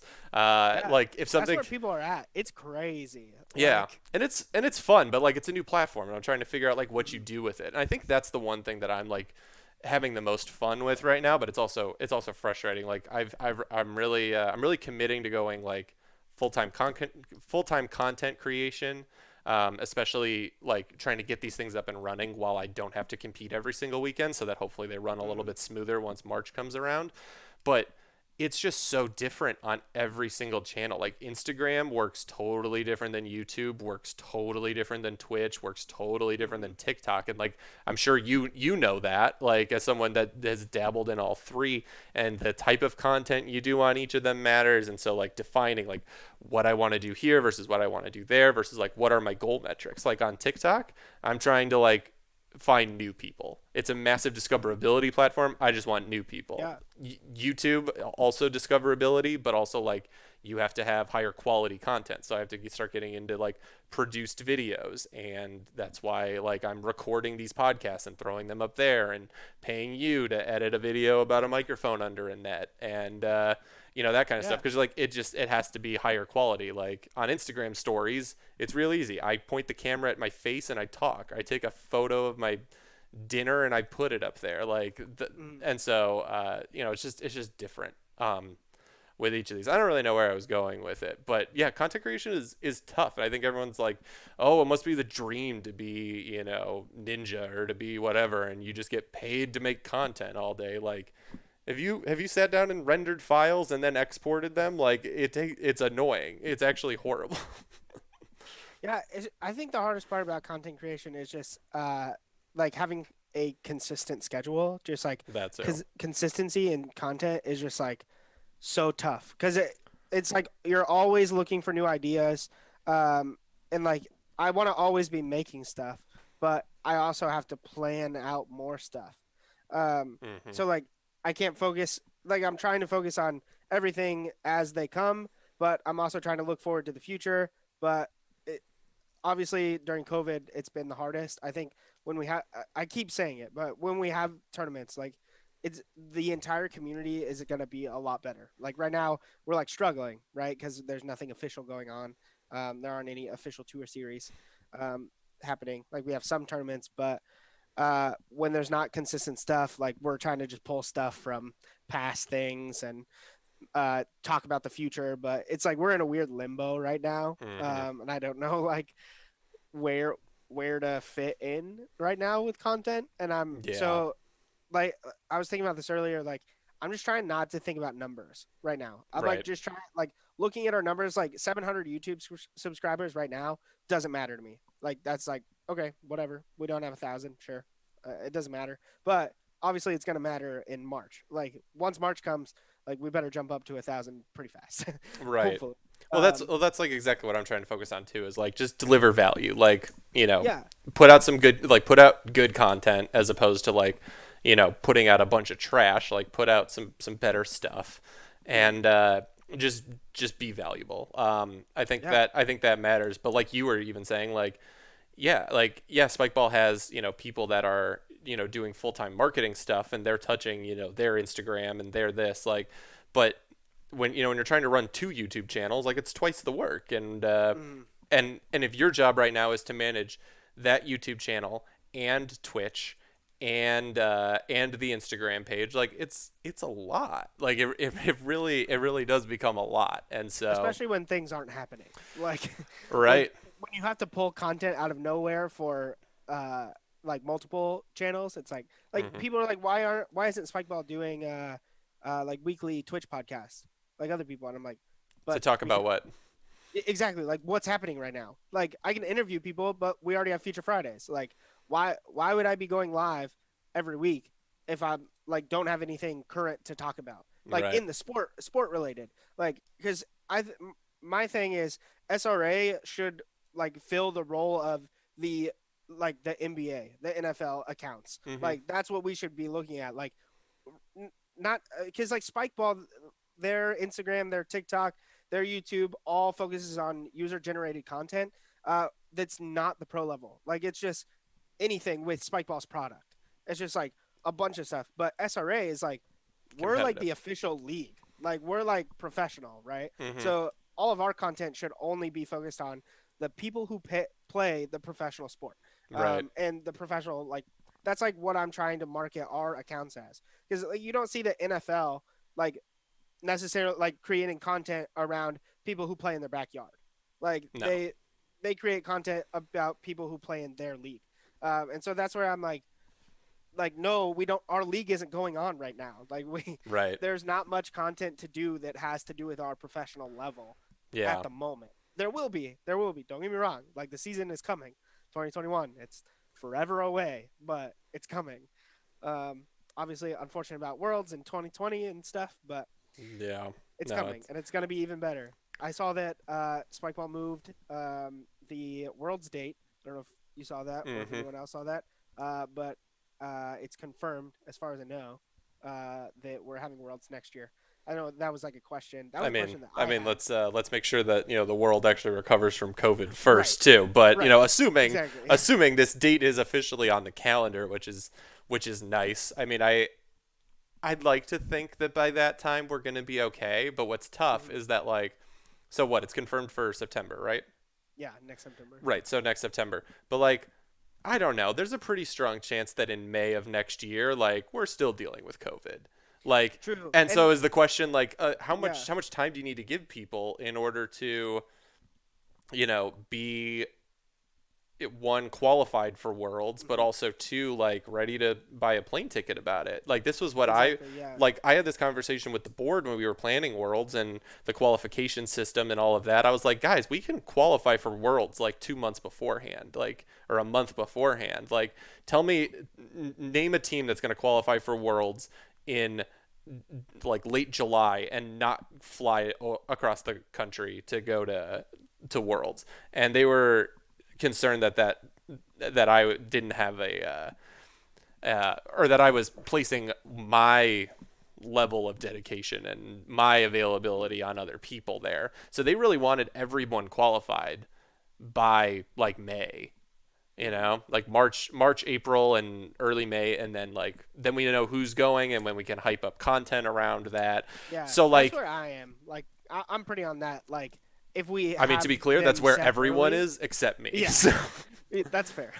but like, I wanted to spread out the qualifications and have like one early in the year and then have another one a little later in the year, like, and just like do it like Yeah. once every month, like May or like April, May, June, July, and like spread Mhm. that out and like slowly build Team USA. I was more on board with that. But like, yeah, Mhm. if we're on the same thinking and we're like, hey, everyone's got to qualify by May 5th or whatever, like it was last year. I think that was the last Mhm. qualification was May 5th. Um, I could see a world in which like we're just starting to run tournaments then, and like some Yeah. of that'll be up in the air. Like, Unfortunately. so yeah, I mean things are gonna be weird, and God, I mean I'm sure that's why Spikeball hasn't put out a schedule for next year either. Like Right. how could you? Like we don't know when we're done with this. Like, and Yeah. again with Worlds, it's so tough too because like when we were talking early, we were like, all right, well, we're gonna have to cancel Worlds because like there's going to be a bunch of countries that, aren't as well equipped as the US to deal with this. And then and then what? We have to be the arbiters of who can go and who can't. And then of course, we look like the idiots right now because like we have, a fourth of the world's confirmed cases. But I digress. Every other country is Right. dealing with it Right. a thousand times better than us. Right, like everyone in Europe can go do worlds right now. Like I think I Yeah. think they're doing a European championship because they can. I think they canceled it Or or postponed it. or are they I think. doing like are they Might doing be wrong. like a country nationals? Like I thought I saw I'm not something sure. about like the UK doing one. Maybe it was on that account. I'm trying to remember. But I think they're running like I mean they can run tournaments over there, you know Yeah. what I mean? And it's weird seeing that in like the Smash community too. Like people are tuning in to watch these tournaments in Europe now because Europe is back to doing in-person tournaments of like, over 1,000 people. And in the U.S., that's not happening in the scene. So like, everyone over here is doing them online, and the online ones suck because there's lag. And so yeah, like I mean, one that's a joke that the U.S. isn't as prepared to return to worlds as other countries right now. But like, yeah, we don't know that like even other countries, if we get it under control by August or by like May, like I don't know, maybe things get bad again in Europe, or maybe things get bad again in like Brazil, and they want to go to Worlds, and I guess the question becomes like, is Spikeball prepared to decide that people from a country can't go?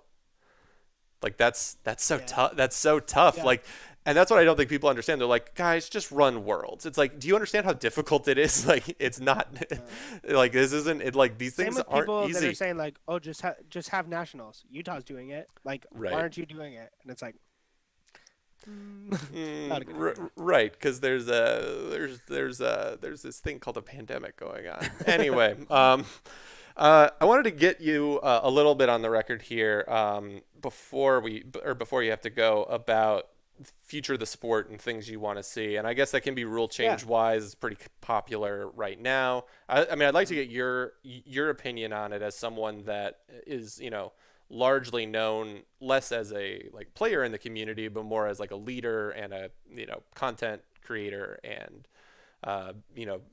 high level fan and viewer. Like,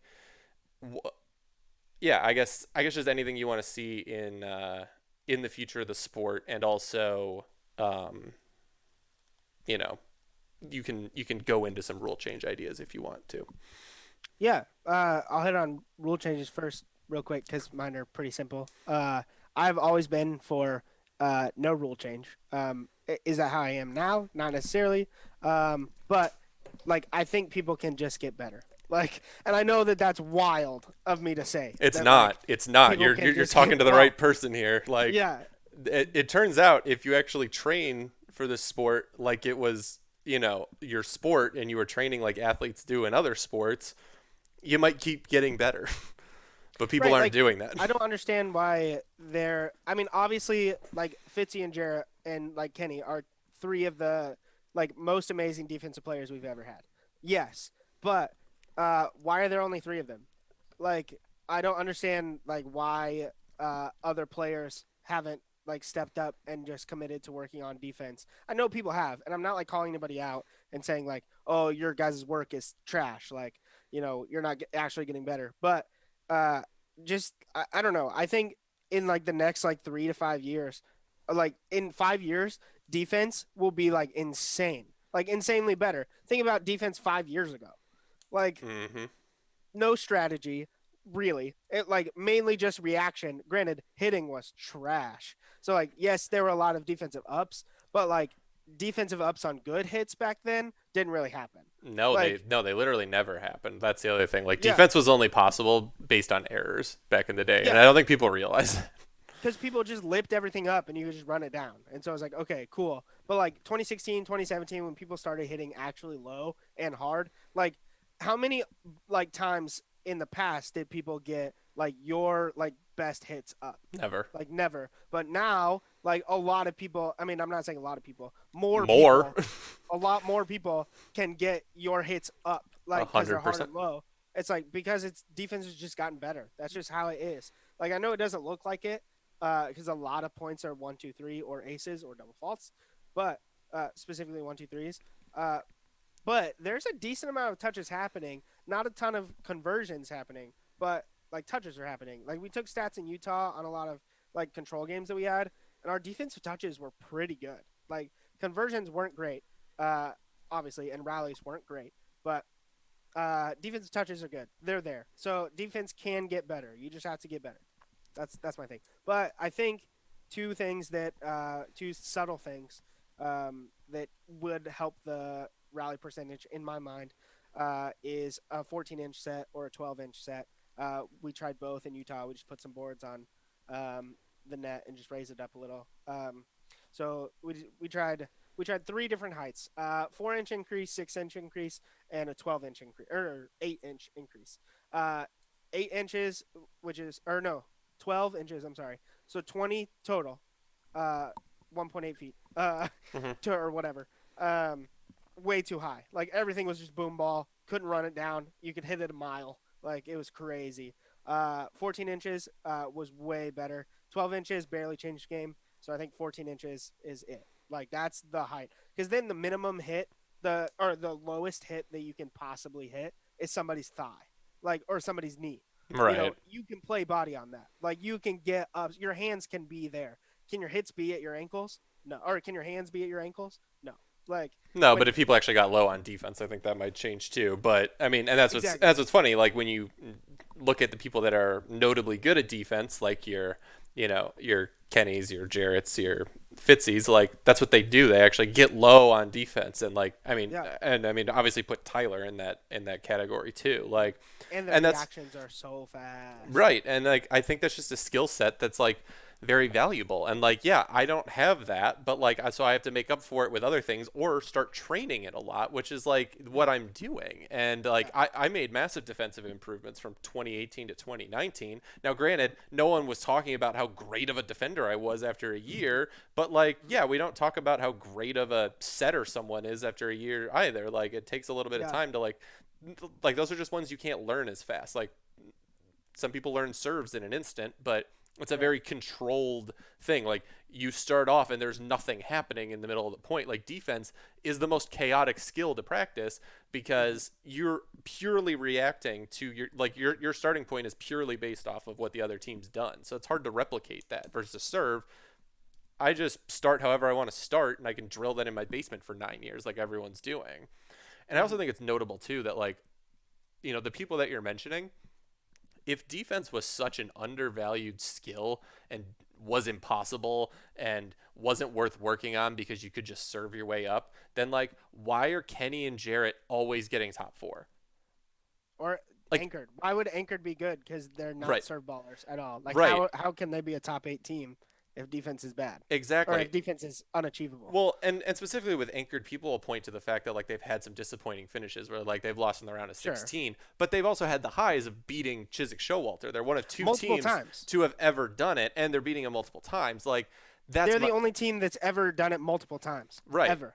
Right. And so that's my point is that like clearly it is a valuable skill and it's valuable consistently because like Kenny doesn't play as much as other people do. His serve is like okay, like in terms of like crazy cut serves, like it's good, it's challenging, it's not like blowing your dick off or anything, but he wins on defense and second efforts and that kind of stuff. Like it is a valued skill. It's just not a lot of people are willing to do it, or the people that are built to succeed in the sport right now are tall guys like me that don't want to do it, but like maybe we should probably go do it. Like that's for sure a thing. But are you mostly advocating for that like higher set? Because my if anything, taller set and a slightly bigger ball. I've seen a couple balls.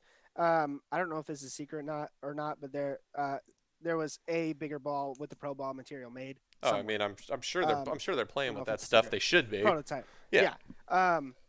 But anyway, so the bigger ball with the pro ball material, if it was a little thicker, I think they made it a little too thin. The prototype that I played around with.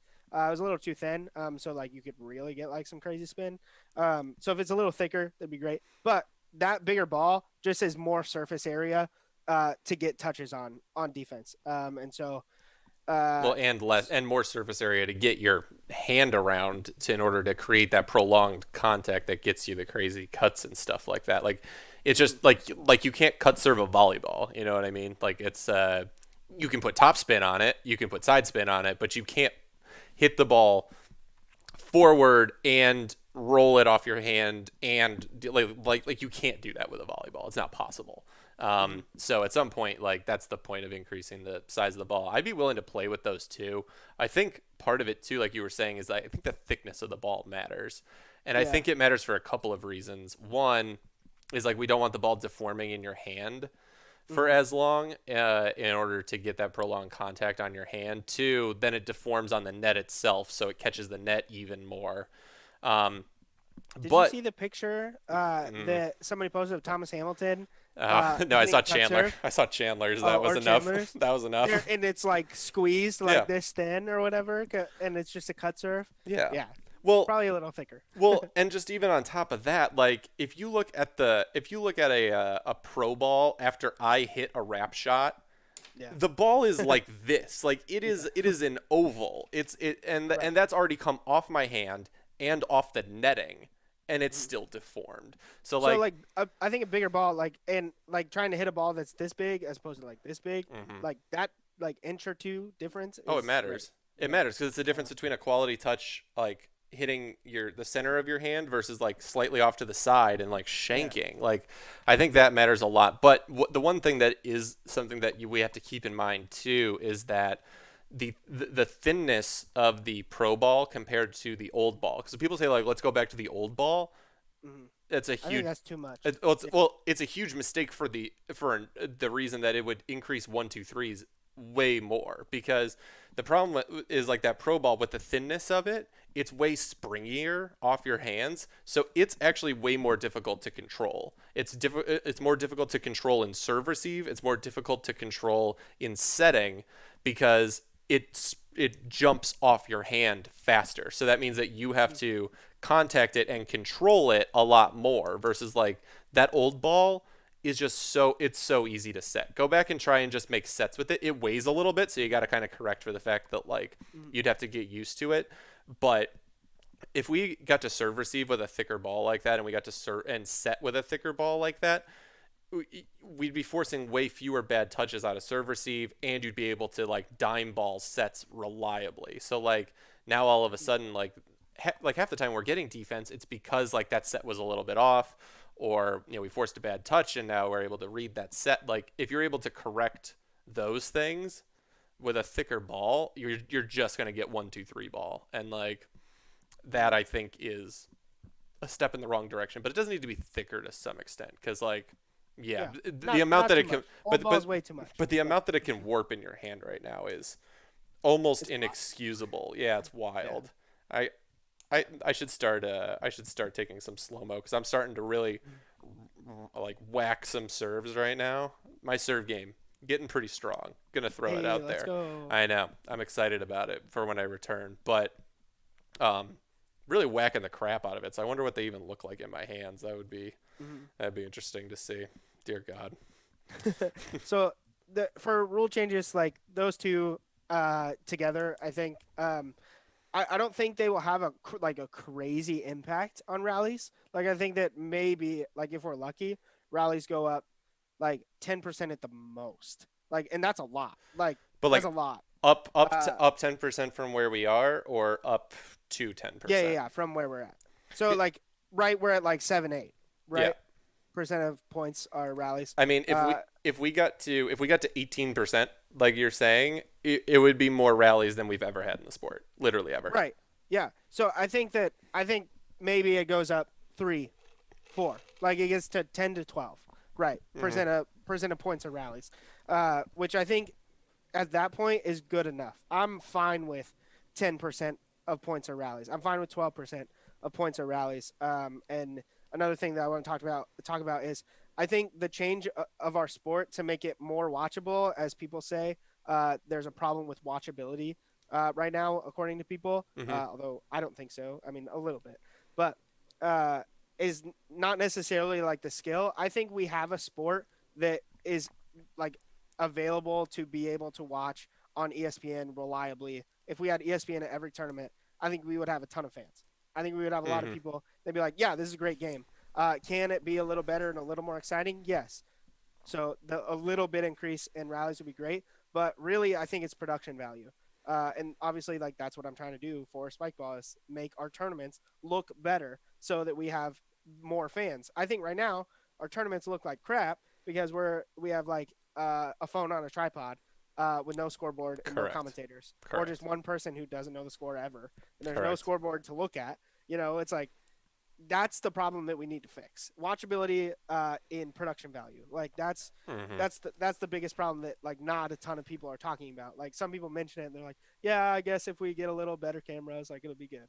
Be like, no, if Is we have it? scoreboards and commentators and replay and Right. transitions and all these kinds of things, like all of those is like the main thing that we're missing from like even lacrosse. Like lacrosse is a sport obviously more established, but like at least the fan base isn't crazy huge. But I think lacrosse is achievable. Like a lacrosse level Hmm. is achievable for Roundnet.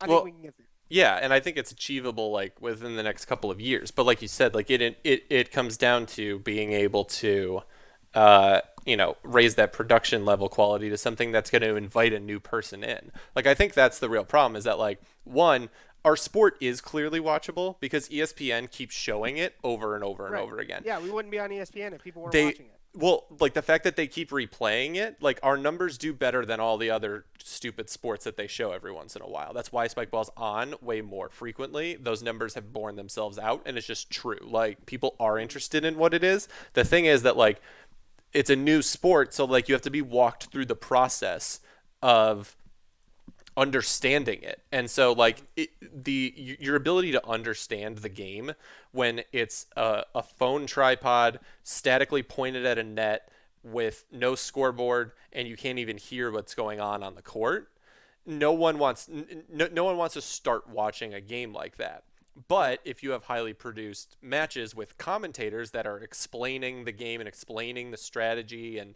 giving the players some personality, and maybe you have a camera that's also like, roaming around and capturing these things and there's movement, like that's what does well. And we've proven that on ESPN, like that matters.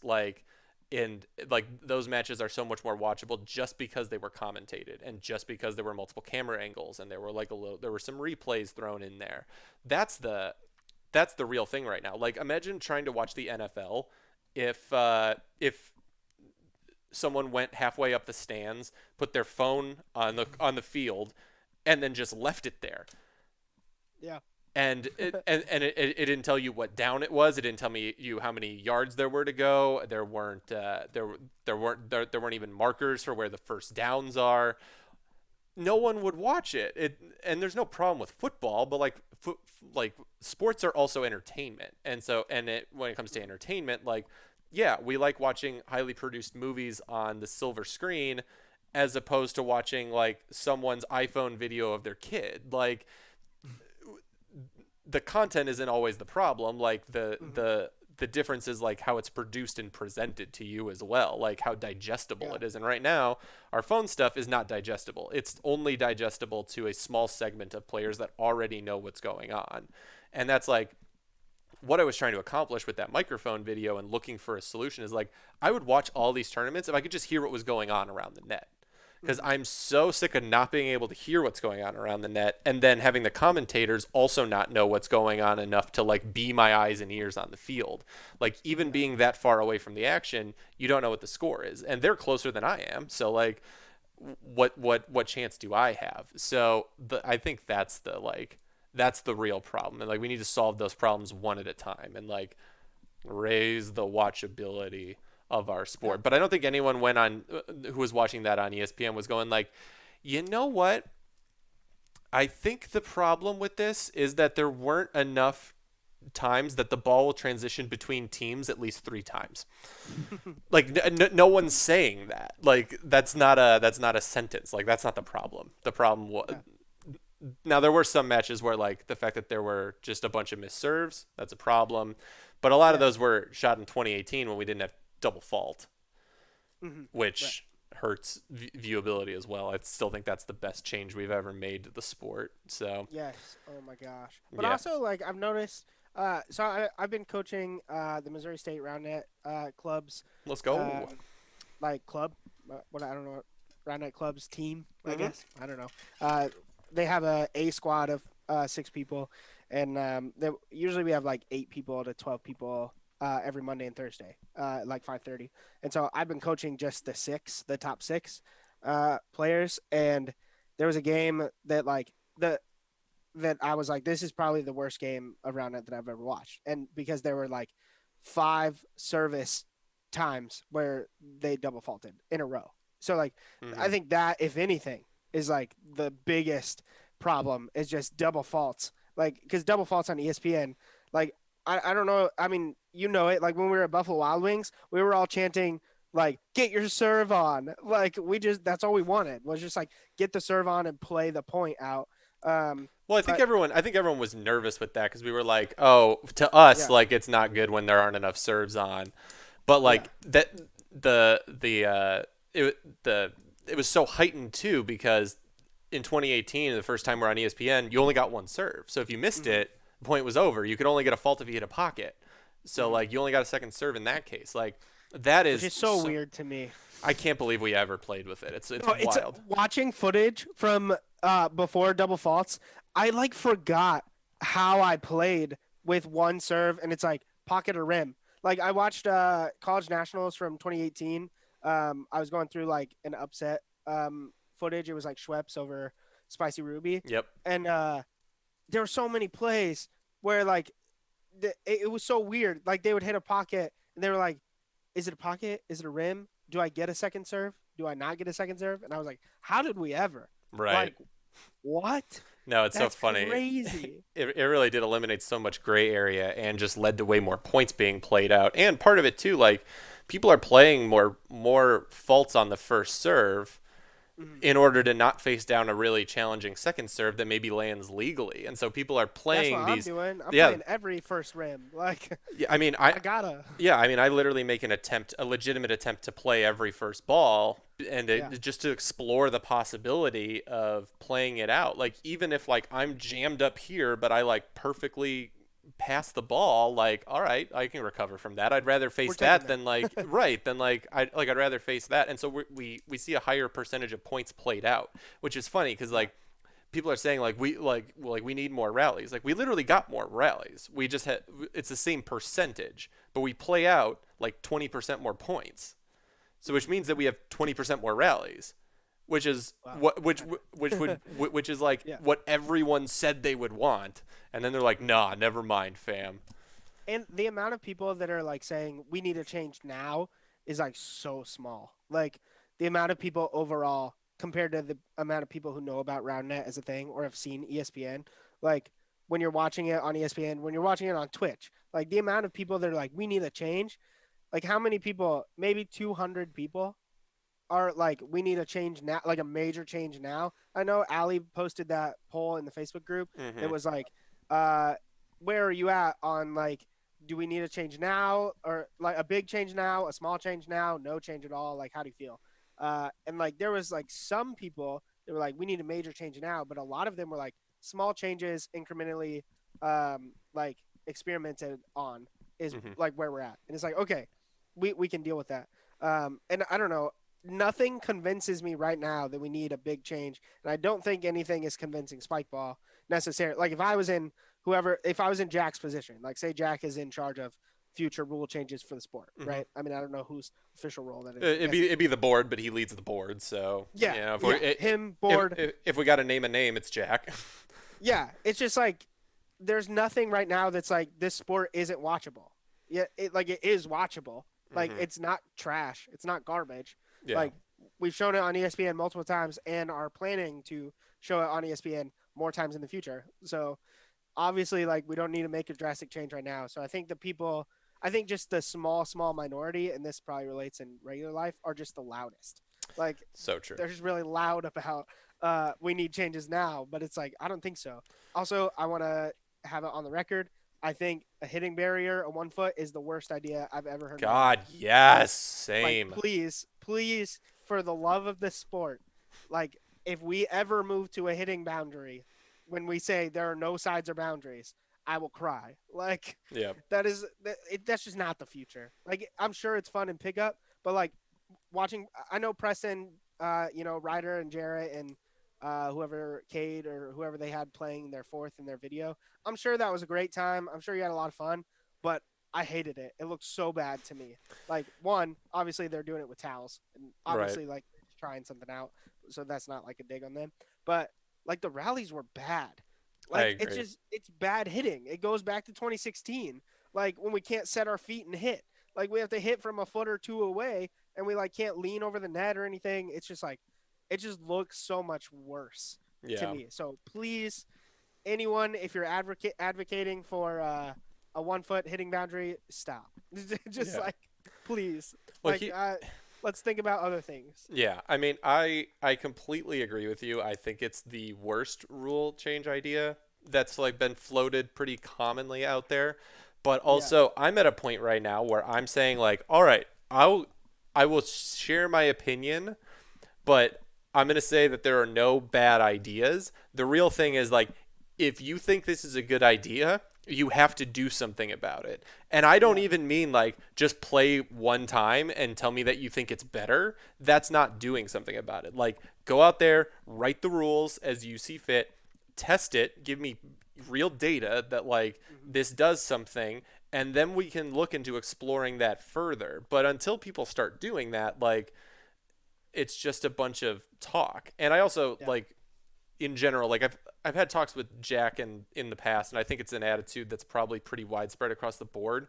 Like there are a couple things that make Spikeball Spikeball and make Roundnet Roundnet, and that is like 360 degrees and no boundaries. So if you are yeah, gonna mess with those two things, you better have a lot of proof that it's a better reason. And I mean a lot of proof, not like a little bit. You better have like months of data proving this from like upper level to mid level to lower level. Like, and all of this stuff is possible. Like, so I've talked about it a couple times on the podcast, but like, David Luis out of Texas hmm is setting up this rule change committee basically.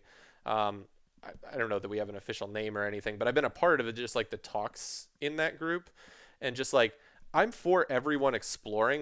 And what we're trying to do is set it up so that like anyone can propose a rule change and anyone can start exploring that rule change, but like here's how you would actually go about doing that, and not just like I put some towels down with my friends and we afterwards we asked if people had more fun. Like that's not a science experiment. That doesn't give us anything that we can like verify. So we're kind of like setting all that stuff up, but I'm willing to say there are no bad ideas. You can explore them, but if you're not willing to explore them or be a part of that change, then you need to be less loud online. Like that yeah, is 100% my view on it. Like you need to at least talk about it like, in a productive way. If you're not going to be a part of the actual change yourself, like everyone has that opportunity, and especially now when we're not competing, like you have no excuse. Like you want to have a more fun time with your friends that like you wouldn't do because you were like training during the season or whatever last year. Like there's no season. Go out there and record a bunch of matches and do it. And if you want more information on this, like literally reach out to me, reach out to David Luis in Texas. Like we have resources for you. Like 100% there is a way to go about like doing this. But I mean, people know that I'm more for like small incremental changes, and more than anything, I'm into buffs over nerfs. So I don't want to nerf hitting.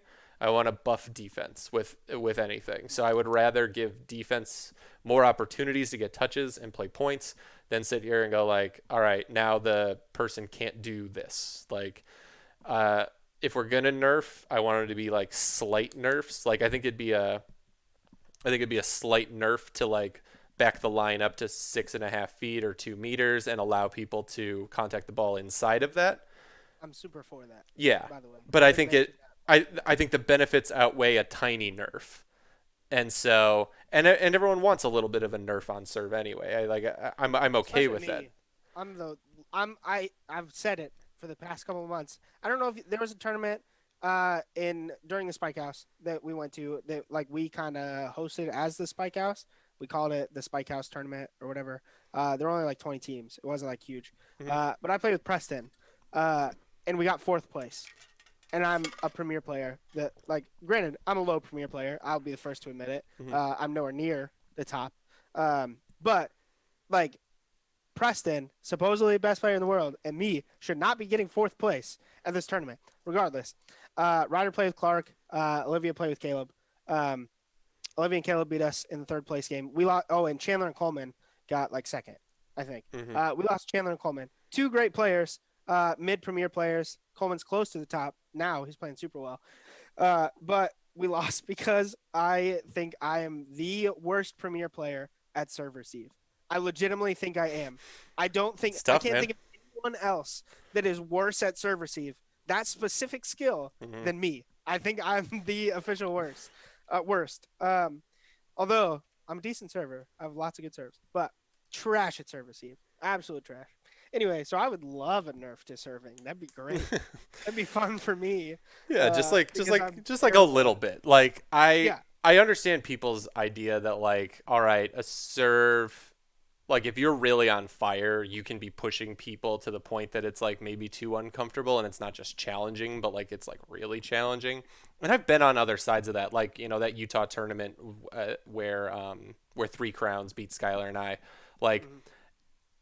they were pushing us really, really hard. They were hitting really good serves. I still blame myself for not serve receiving better.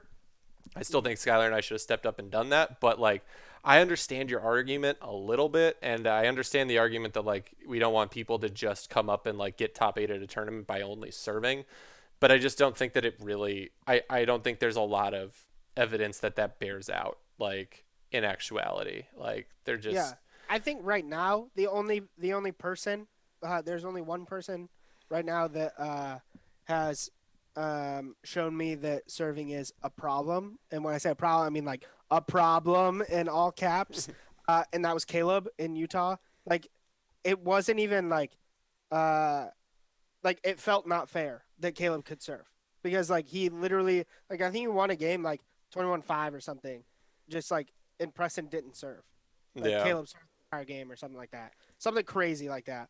But he like went off. But everything else, like serving sometimes is a problem, but not all the time. So like I'm not for a huge nerf, but just if you can give me like a couple fractions of a second more to react to a serve, I'll Yeah. be doing great. So like scoot it back half a foot, I'll be golden. Well, I think that's the ideal spot. yeah. Well, like scooting it back does a couple of things, right? It gives you more time to react to the ball because it takes a little bit longer for it to get to the net. It cuts your angle out because the further out you go, the less angle you have to actually put on, to get on the ball.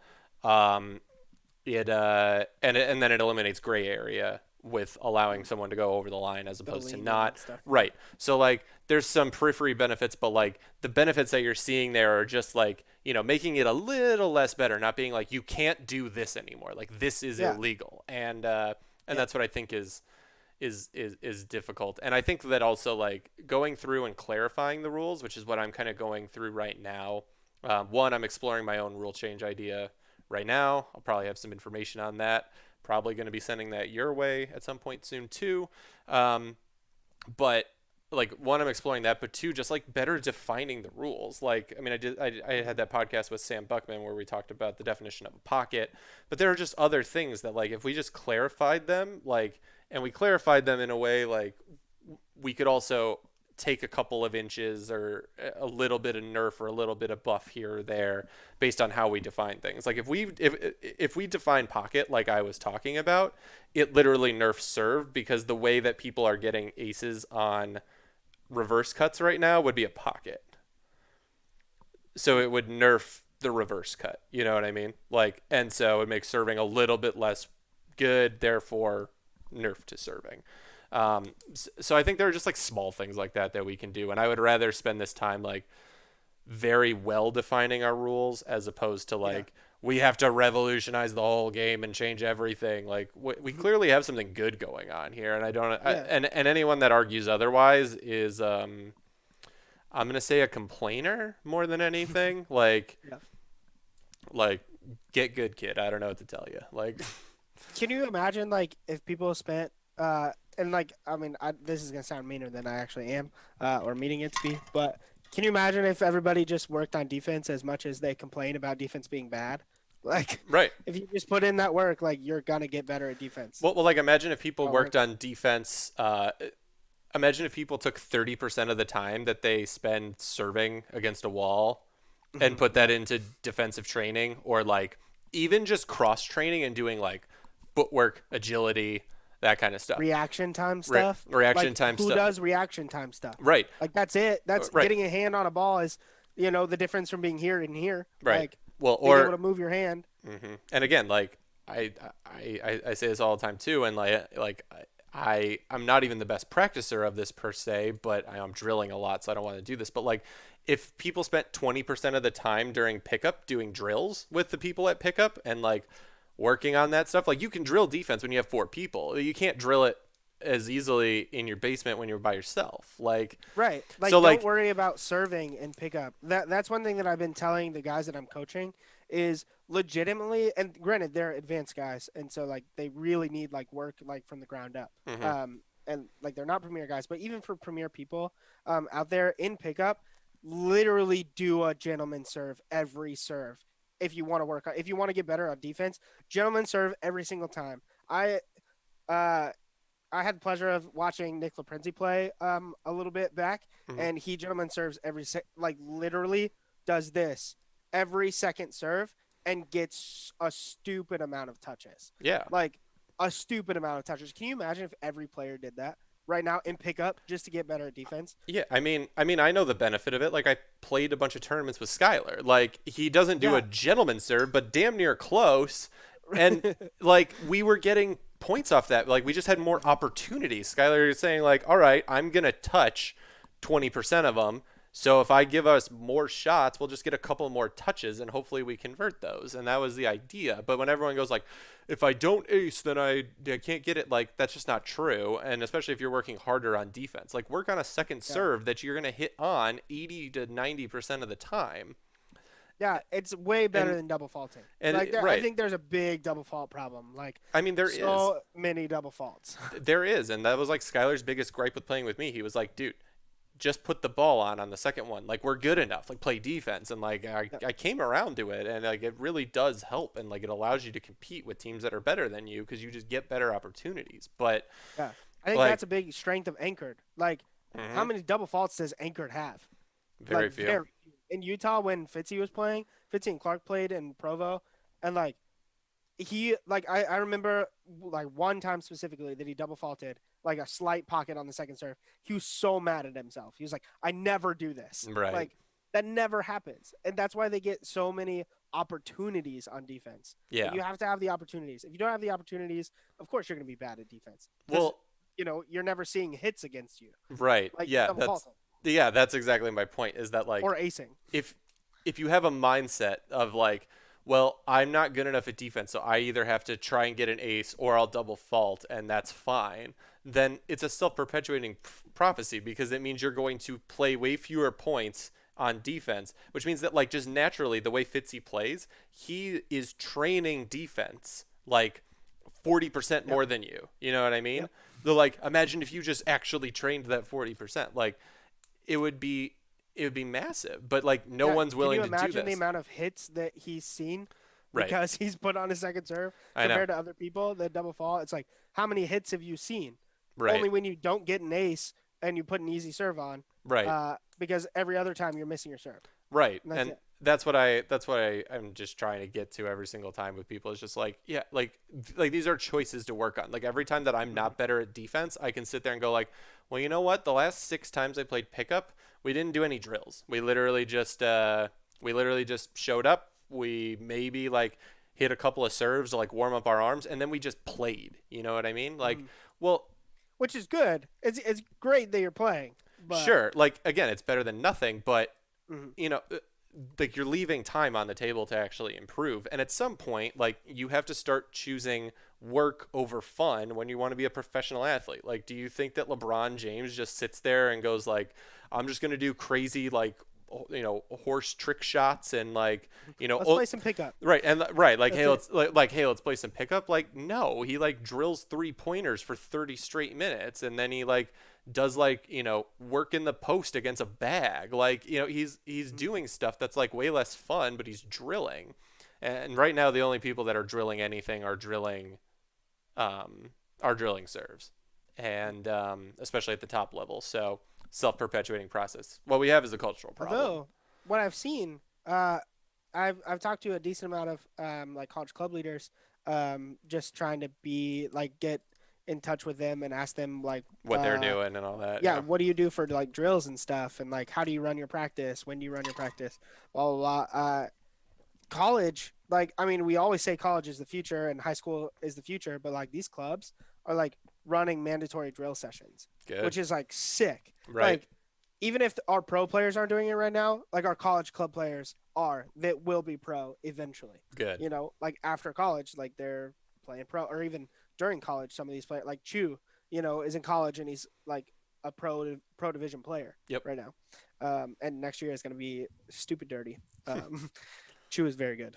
I know he played against Skylar and I so well that he probably should have won. So that's Yeah. that's a thing. Yeah, but I think that's such a more the issue too. And again, like I think it's real easy to like on a surface level just be like, no, damn it, I work really hard at this sport. And I think people are hearing me say like work harder, and they're like, no, I work really hard. Like every free moment I have, I'm trying to play pickup and I'm drilling and I'm working on my serve, and I watch the latest games. I'm doing enough work. It should be different. And I'm not even saying that. I'm saying like use your time differently, like literally. And at some point, like you have to understand that if you train at this like it's a hobby, then it's a hobby for you. And there are other people that are maybe gonna start like not do that, and they're gonna make some gains, and that's okay. Like, but yeah, like I think, but it is tough because it's nice that these college kids are coming up with some drills and stuff like that in the way that they do stuff. Like if I was gonna go like practice volleyball and stuff like that, I would like literally right now, like if we were gonna go play volleyball at the beach, I'd be like, hey, can we just like do these like quick drills real quick? I just need to like warm up and like understand what it's like again. Because in my volleyball background, I did a lot of drills like in high school and college and all that. Yeah. And you understand the value of that before like hopping into a game. But like in Roundnet, like when we were coming up, we just didn't do that. It was just like you got better by just playing more and like learning on the fly, and that's okay. But like our sport is just we've moved away from that. Like we're moving to a higher level where people are getting good, and now you got to work on skills like independently, and you got to like drill them into your head and to see improvements, because you can't replicate those moments in a game as easily. So Yeah. Granted, though, like this sport that we're like playing is like the fastest one of, I don't know, like obviously like this is bold of me to say, but I think Roundnet's the fastest growing sport that's ever like existed in the terms of like because of when it started. So like started in 2013 officially ish, enough. So like those were the first years of it being an official thing.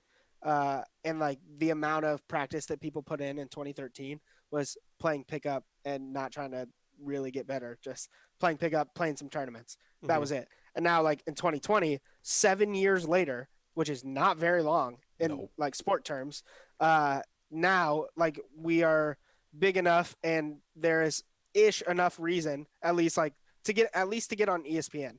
Like the fact that if you practice enough, if you put in the work, you could get on ESPN within a matter of months. Ryder in 8 months is ESPN worthy, like in this sport, which is like what?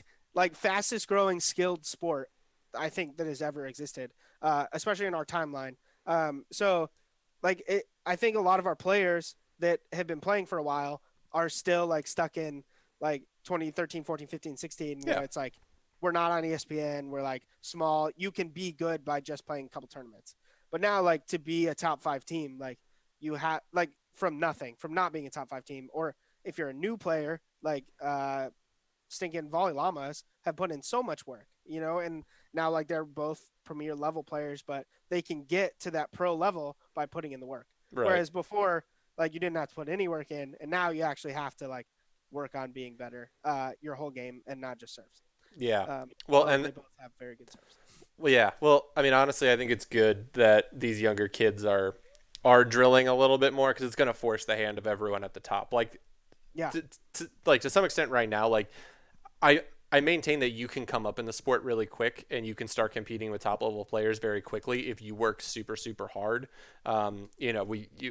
We saw that in the rise of Zach Vance. We saw that in the rise of Frederick Hinkle. We see that with Vali Lamas. We see that with Ryder. There's plenty of examples where like if you're just willing to like do the work, like you can get good really fast. But at the same time, like to succeed reliably, like we're still seeing experience win out. Like you look at who podiums every single year at nationals, like it's the teams that have been around for a while, and I think that's good to some extent, but like yeah, like experience just matters. It does. Like it's not like in 8 months you can just beat Chris Hornacek every single time you play against him. Like that's not true. Like I have enough experience. Like even if I'm working a little less hard than you, like I've got enough background to rely on, and like I know how to win. So like I can lean on that. But it's good that these newer players are coming up and like challenging pros as quickly as they are because it's going to force pros to actually start working a little bit. Like frankly, last year I don't think CS trained very hard at all, and I think they would admit that. I think PJ especially would admit that. But like you saw a couple more chinks in their armor. Like you're just not gonna be able to do that anymore and be the number one team in the country. Like you're gonna yeah, have to work at it. And like Preston's the first to admit that like he doesn't work that hard on it. Like he's a sports trainer. He knows what it's like to train for a sport. But he goes like I don't train that much for this because there's not enough in it for me to do that. But like at some point like it's gonna start coming for him. Like there are gonna be people working just as hard, and like you're seeing that with him. Losing a couple like to teams at tournaments that you don't quite think he would. He's mashing up, granted. Like him and Caleb haven't really been upset, but that's like I think that's all just kind of coming to a head right now. So it's good that that's at least happening, and we can start challenging experience a little bit more. top 8 next year is going to look completely different. Like I 100% agree. completely different than the end of 2019 slash well, really the end of 2019. Obviously, because a year is gone by, and then another year will go by in 2021. So obviously, at the end of 2021, it'll be like completely different. But like in my mind, I think the only teams that stay top 8 are like CS and Boisterous right now by Literally. the end of 2021. Like I don't think I don't think that any of the other top 8 teams from nationals well, obviously because some of them don't exist, but even those players like will not be in top 8 just because there's so much young talent that's coming up, and they're working hard Right. to like get there, and they want it, and all they need is a season to prove it. Yep. I mean, we saw Max and Gabe from Gen Z. Gabe has never played a premier SRA tournament and be anchored Right. in 2 games Right. and like wreck them. And easily. Like, right. And like they didn't drop a game, and they beat Caleb and Addison 21-7. Like 21-7. Right. Caleb, top 4 player in the world, and like the young kids are coming. It's crazy. Yeah. No, yeah, I mean it's exciting too. And I think I've said this on probably the last 3 podcasts, but like people complained that like you couldn't compete against the teams that were the established teams that had all the experience. It was just a formality, like oh CS wins the tournament, no one can beat CS. Oh like it's always the same 4 teams at the top. But then someone like Gabe and Gabe comes along and starts wrecking Caleb and Addison 21-7, and then everyone's like, see, this is bad. So like now you just have to know how to serve, and then you can beat anyone, and it just comes down to a serving spree. And I'm like, so you got the volatility you wanted, but I guess you didn't get it how you wanted. Like you're not like now you're being very particular. Like so. I mean, I think there's something to be said about that too. But frankly, like the serve receive all around looked atrocious at that tournament. So I that was my opinion as an outsider, but Yeah. Also, a lot of people I do want to say with a little asterisk on not on their performance, but on a lot of these independent tournament results that are happening that are pretty crazy. But SRA tournaments and an official season are a completely different world Correct. than independent tournaments. And like, I love Taylor Sanford, but like his tournaments are way different than SRA tournaments. They don't mean as much. Like Hmm. SRA is like that's the top level of our sport. Competing in that, like in those tournament situations, is way different, and you have a way different mindset. And I mean, I'm not talking from experience myself, but from what I see, Yeah. um, I mean, it I agree for sure. it's crazy. Like people are like, oh, these people can easily be a top 8 team reliably, consistently at SRA tournaments. But it's like, maybe not. We're not sure. Right.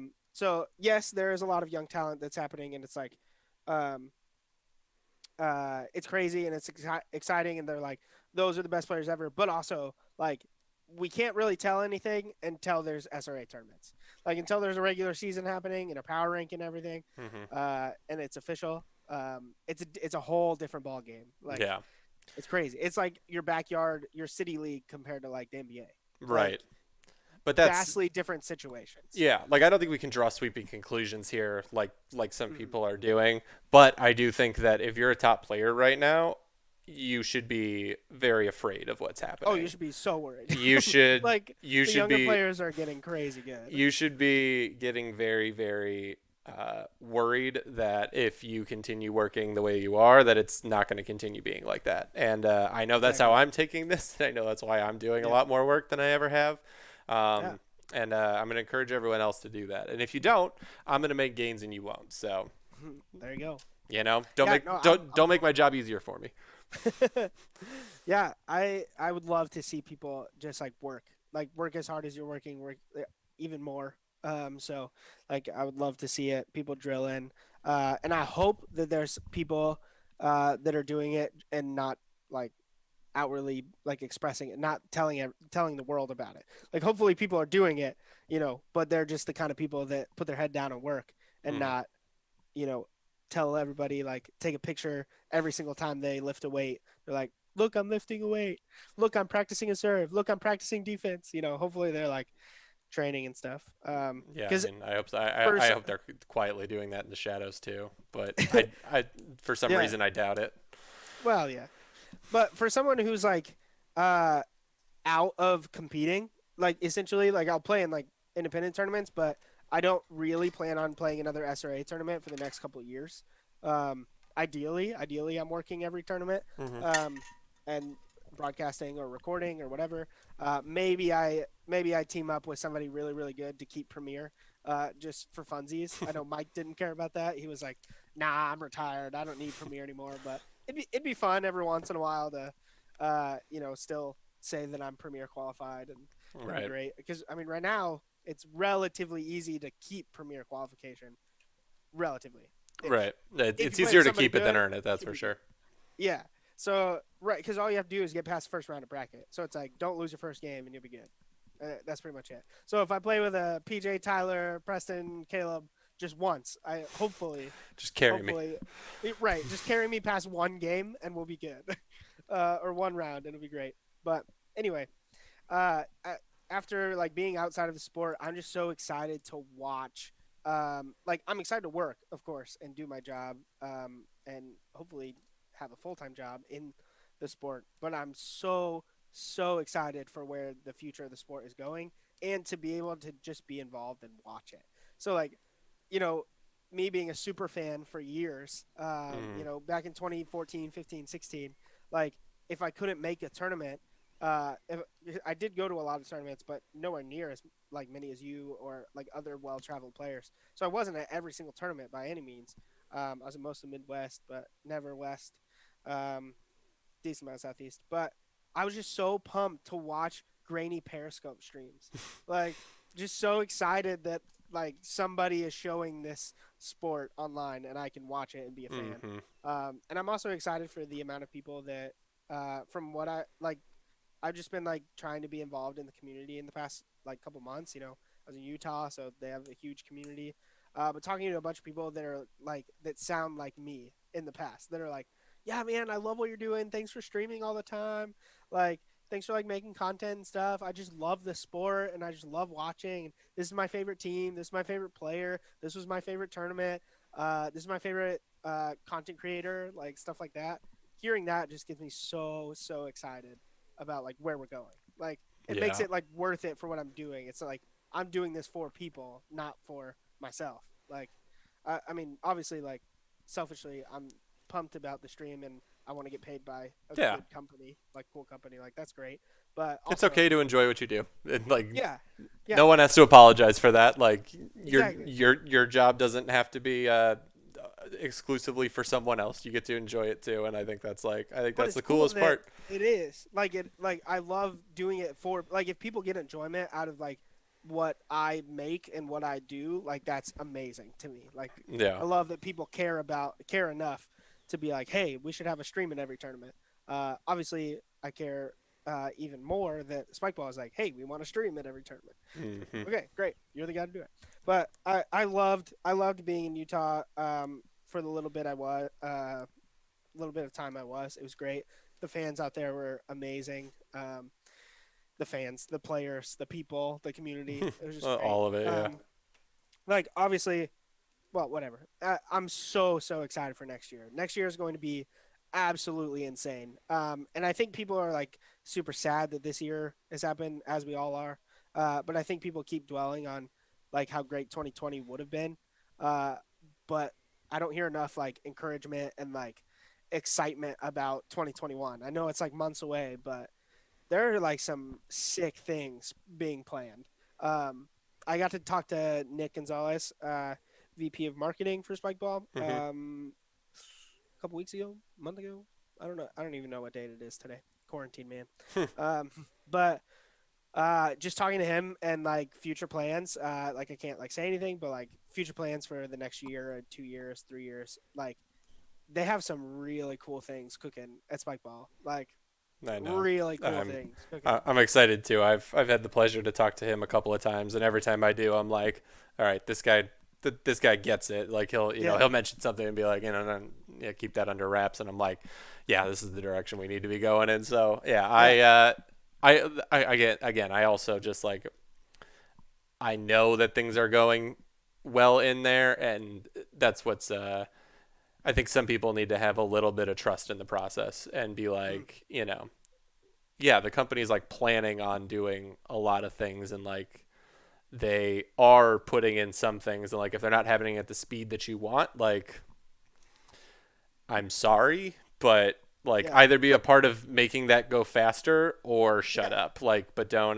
But sit also, there. don't complain. Like 7 years, and we have a like sport that could be professional right now. Like, come on. Like, Right. what more do you want? Like, I how know. much faster can we go?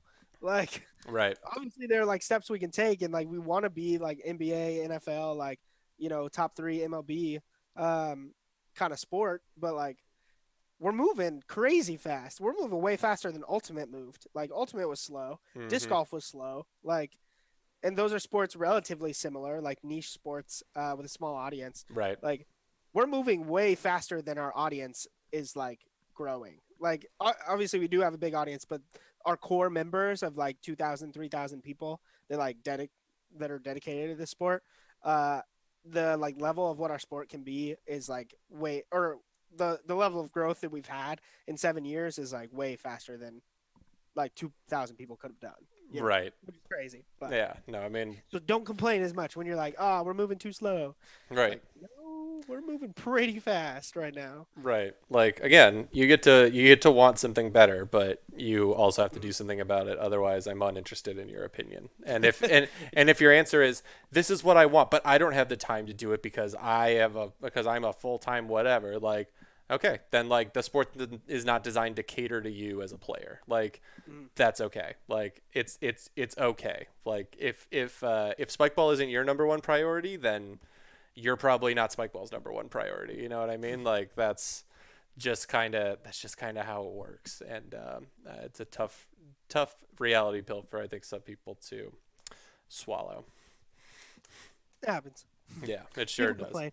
It Yep, is what it is. it'll be like that. You know the internet.